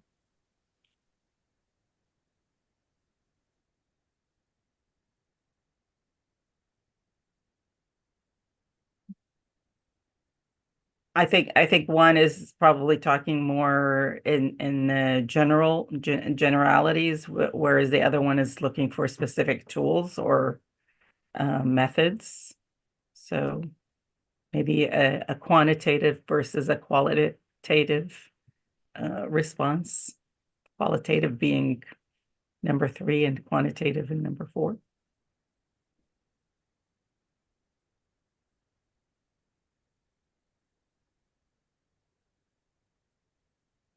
But like Dr. Alien said, I mean, these questions are fairly overarching and a lot of the recommendations could fall under one or more of these questions.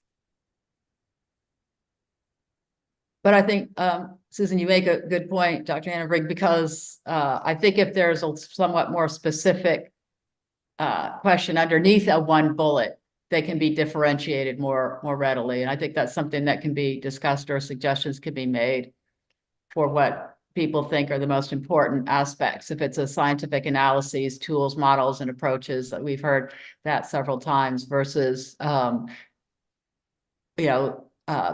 assessment or analysis be improved.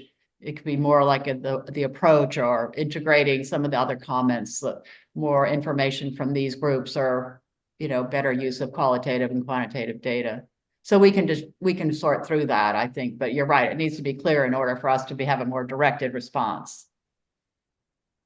And we have 2 other hands. Dr. Abel, I think you were first. Thank you. Well, I'm thinking about our most recent presentation. One of the questions I thought I heard one of our EPA colleagues asked is how to better combine, or how to best combine quantitative with qualitative data. Is that a question? Did I hear that right? And would that be a question for this list? I mean, I think absolutely, because I think in some ways that's one of the things, as you mentioned, that has specifically come up in many of the talks, and was a specific request by an individual at EPA. So I think that's an overarching thing that would cut across all the EJ analyses and the different agencies. So from my perspective, if other people have an opinion, please jump in.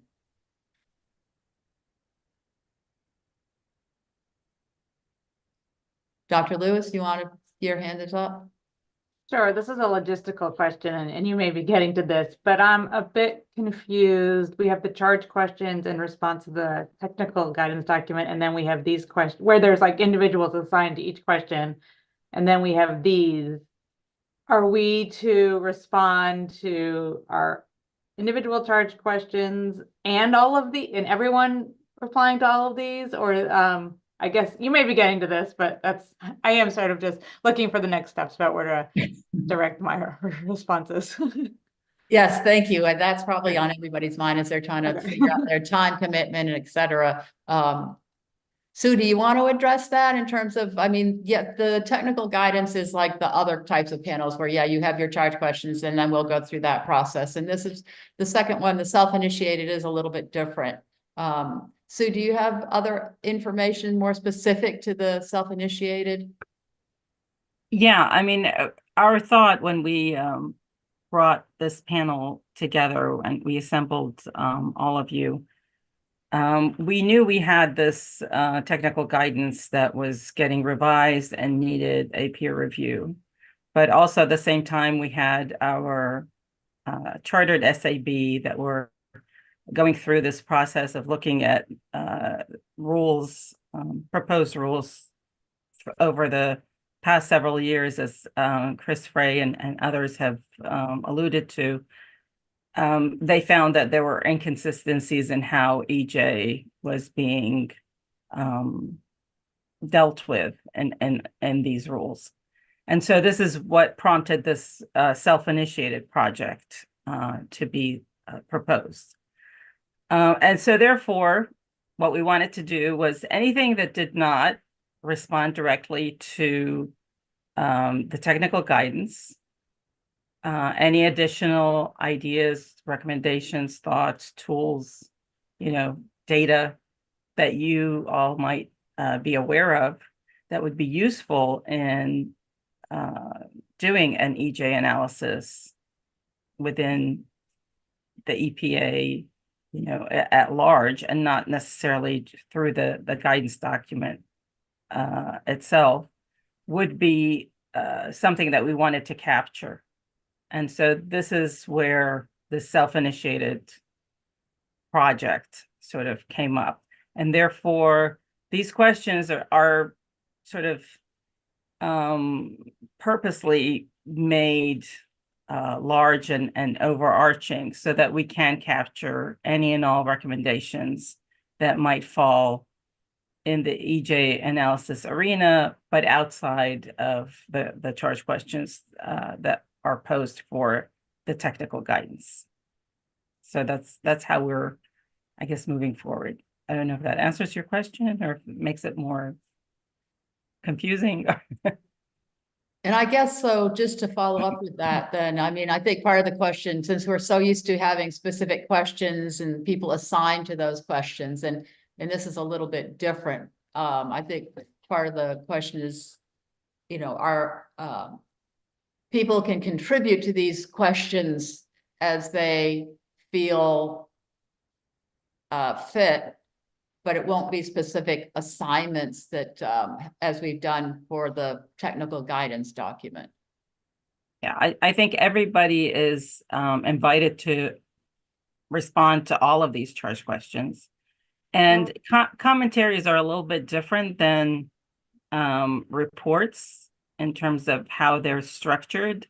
So we could just simply take your individual comments and then find within them if there are sort of ideas or thoughts that are recurring, throughout everybody's comments, then we could pull those out and highlight them, and also provide your individual comments to the agency. So it's not a consensus report as is done when we prepare charge questions for a specific document in a peer review context, but rather that this is just simply a commentary where everybody's giving their ideas.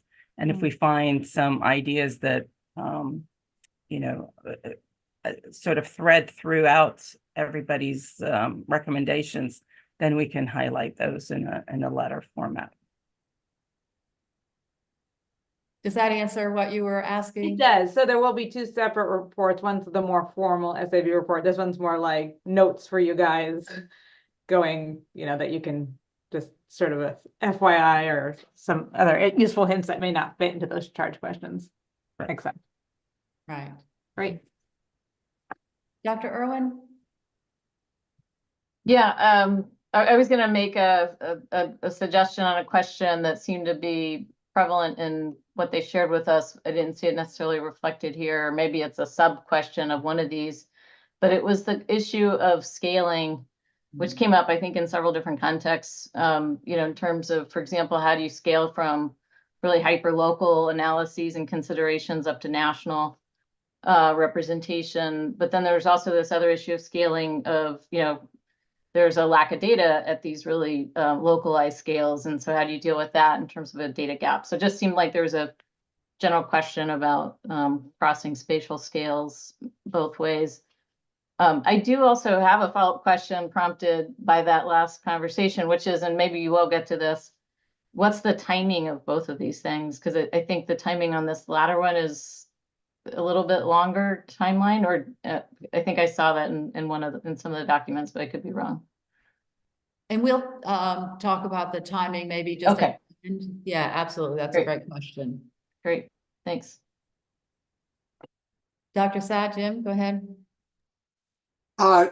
In reading these and thinking about them, there are elements that just keep coming to mind that I think probably we've all thought about, because we've all reviewed a lot of EJ analytical research and done a lot ourselves and that sort of thing. But it seems to me that there are elements that really need discussion and careful consideration now that we have this experience. So one is, an integral part of any scientific endeavor is considering and handling uncertainty and error. And I think that's something that is a absolutely vital aspect of any sort of an EJ analysis or any analysis that takes a scientific approach. And I haven't heard much about that today. Another is when we're looking at what EPA has done, their practice, the other literature on EJ analysis, there is lots of disagreement or flexibility in determining buffers and distance metrics. And I think that's something that needs to be thought out more deeply as well when you're considering what should a proper EJ analysis do. A third is EJ analyses are typically comparing the EJ community to the non-EJ community, or the potentially affected to the non-potentially affected. You know, how is non defined? And oftentimes it is done in a policy relevant way. Other times I think it's done in a more politically relevant way, you know, by geography or by, you know, state or nationwide and that sort of thing. And, you know, the results you get are critically affected by that choice.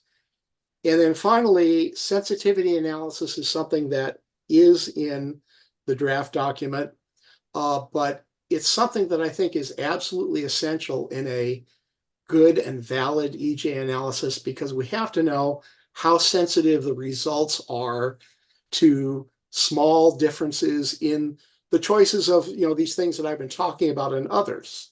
So those are just things that are rattling around in my head that I think are important, but I haven't put them together in any sort of in a way that, say, it could be added as one of the questions to consider. I just felt moved to mention them.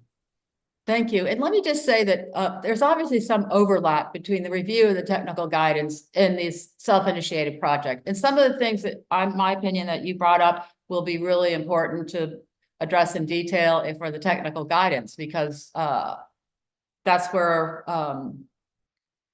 it will be so important in having that document available. So I realize that it's confusing because we're doing two separate things and there might be some overlap and some things might fit better in one place or another.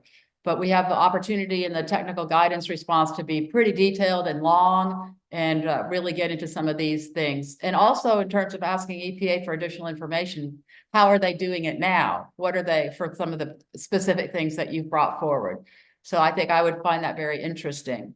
And just for the sake of time, we only have about 5 minutes left till 5 o'clock. So I was thinking, unless somebody has something critical they would like to bring up, to go over some of the questions about the timing and what we're expecting for the next stages for this process, for these two reviews.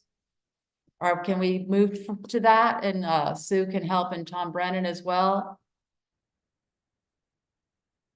I think just in terms of, and Sue can correct me if I'm wrong, but you all have been assigned your charge questions and are developing your responses. And I know those preliminary responses are due to Dr. Shalal and sent to her with a CC to me, if you would, by March the 26th, which is, I realize, not too far down the road. And those will all be compiled by Sue, and then will be shared with the lead discussants for those particular questions. And then at the in-person meeting, and just, I realize not everybody can attend, but some people will also be attending by Zoom. The designated lead discussant for each charge question will be asked to initiate the discussion.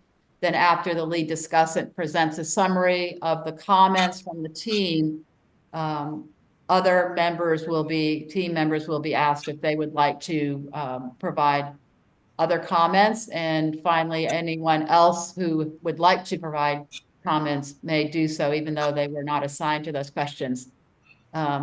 And then the lead discussants will be responsible for preparing the integrated response, incorporating all the panel's input as we sort of develop the final and overall report.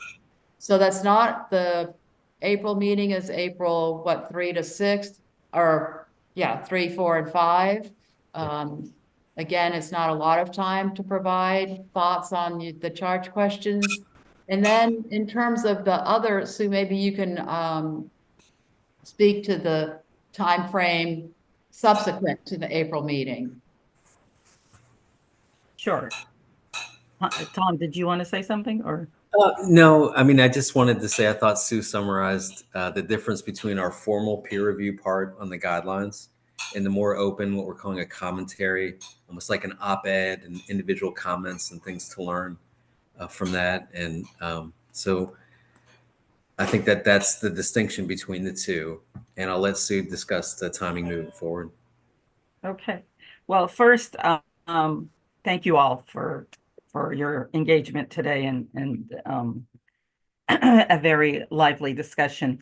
I do want to ask for those of you that talked about maybe additional questions that we should think about for this self-initiated portion. I think Dr. Abel had the question about integrating qualitative and quantitative data, Dr. Irwin about the scaling issues, and Dr. Sad, if you do formulate a question from the thoughts that you enunciated a little while ago, that would be great too. So if we could get those questions in to me as soon as you can, after this meeting, I can share those with others, and people can start thinking about how to comment and respond to those questions.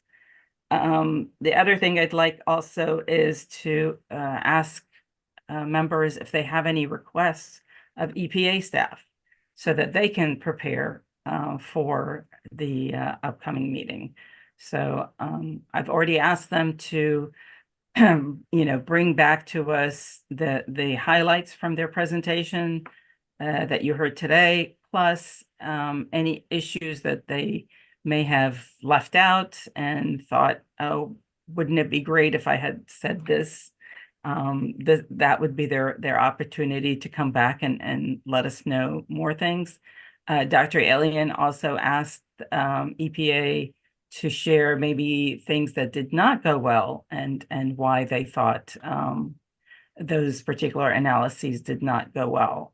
And so those are the kinds of things that will be coming back to us from EPA when we get together at the in-person meeting in April. As for timing, the first deadline that we have is the individual comments from folks that have been assigned to charge questions to come to me on April 26th. I think March 26th. I'm sorry, March 26th. Yes, March 26th. I'll put those together and please label them as to which question you're responding so that I can pass them along to the correct lead discussant. Lead discussants have not been assigned to respond to specific charge questions, but rather to integrate the response for a particular one of the 7 charge questions that they were assigned to. So like Dr. Alien said, they will be summarizing those comments for us at the in-person meeting, and they will then be charged with actually synthesizing the response for the report. Beyond that, once we get together for the deliberations, folks will likely have some revisions to their preliminary comments. So right now, you're just sort of from what you've read and what you've heard today, formulating a preliminary response to the charge question that you were assigned.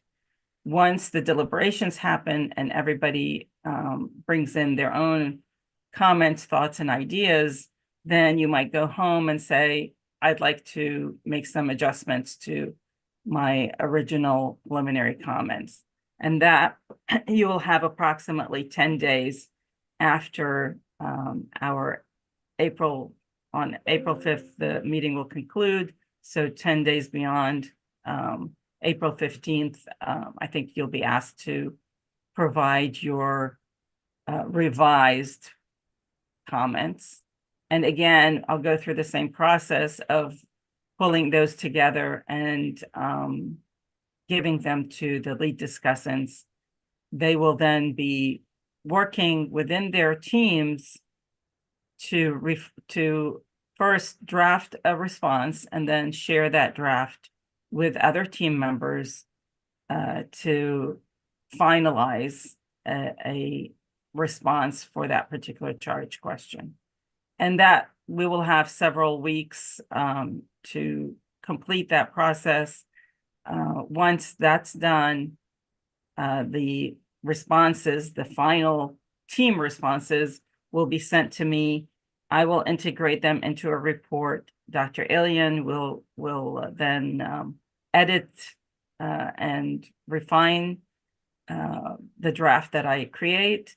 And then we will have another meeting, a virtual meeting, probably end of June, maybe July is a more realistic timeframe for having a meeting to discuss our draft report. And after that, we will finalize that draft report. It needs to go to the chartered SAB for their review and approval. Now, simultaneous with that will be our self-initiated project discussions and recommendations. And I do not expect anything in terms of preliminary comments on the self-initiated project at this time, but I think after our meeting in April, when you're responding to the charge questions and refining your preliminary responses, anything that did not fit, any of your ideas, thoughts, comments that did not necessarily fit into the response to a particular charge question on the guidance document, you can create another document that sort of has a list of recommendations with, I think the questions that we are creating for the self-initiated project are more of, ways to inspire you or things to think about, and not necessarily specific charge questions that need to be,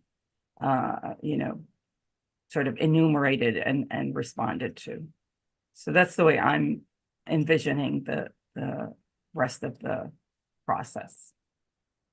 I don't know if anybody has questions. And the only thing I would add is some of the things that Dr. Wu brought forward seem like would be appropriate for that self-initiated project, because they're broader and important in terms of approach. Right. Dr. Wu, you have a question? Just a clarifying question about what we should send to you by March 26th. That's our preliminary thoughts to the questions that we were assigned to. So, for example, I was assigned as a lead discussant for 4. I send you just my preliminary thoughts for question 4, right? Well, as a lead discussant, you are not necessarily, need to create preliminary comments, but you will be receiving the preliminary comments from your other team members, and you will be responsible for summarizing everyone's comments at the in-person meeting. And then going forward, you're responsible for integrating all those other thoughts and ideas into a single response to the charge question that you're assigned. Okay, thank you. Dr. Sad? Okay, so as a lead discussant, we are not sending our preliminary comments to you by the 26th. Yeah, because they'll just come back to you again. When will they come back to us prior to the April meeting? I'm hoping, I'm giving myself a 2-day turnaround. So by March 28th, you should have the information that you need. So that's why I said March 26th as a deadline so that lead discussants can have about a week to read through and prepare their summaries. Okay, that's great. And that's a Herculean effort for 2 days. But, and then will we be receiving some sort of a general timeline that summarizes all that you've discussed? Yes. Just in the last few minutes, that would be great. Yeah, I Okay. can prepare that for you. So just as a reminder, if anybody has any requests for EPA, to please send those to me, and I can share them with our EPA colleagues and ask them to have, that information ready for us at the meeting. And for Dr. Abel, Dr. Irwin, and you, Dr. Sad, if you could formulate your questions, we could add them to the list of self-initiated project questions. Anybody else? Any questions? Tom, do you have anything you'd like to say? Well, just what a great discussion that was. It's a lot of information going back and forth for sure.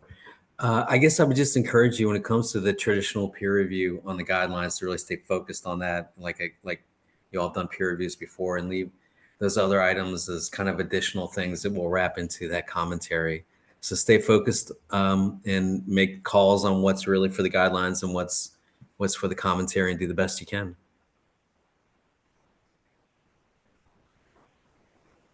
Dr. Hernandez-Cortez, I hope I answered your question, that there's no need for providing your preliminary comments on the self-initiated project at this time. Yes, thank you so much. Okay. Dr. Elion, do you have anything else? I don't. All right. Well, thank you all very much. And this meeting is now adjourned. Yeah. Thank everybody. Thank you. Bye. Thank you. Bye.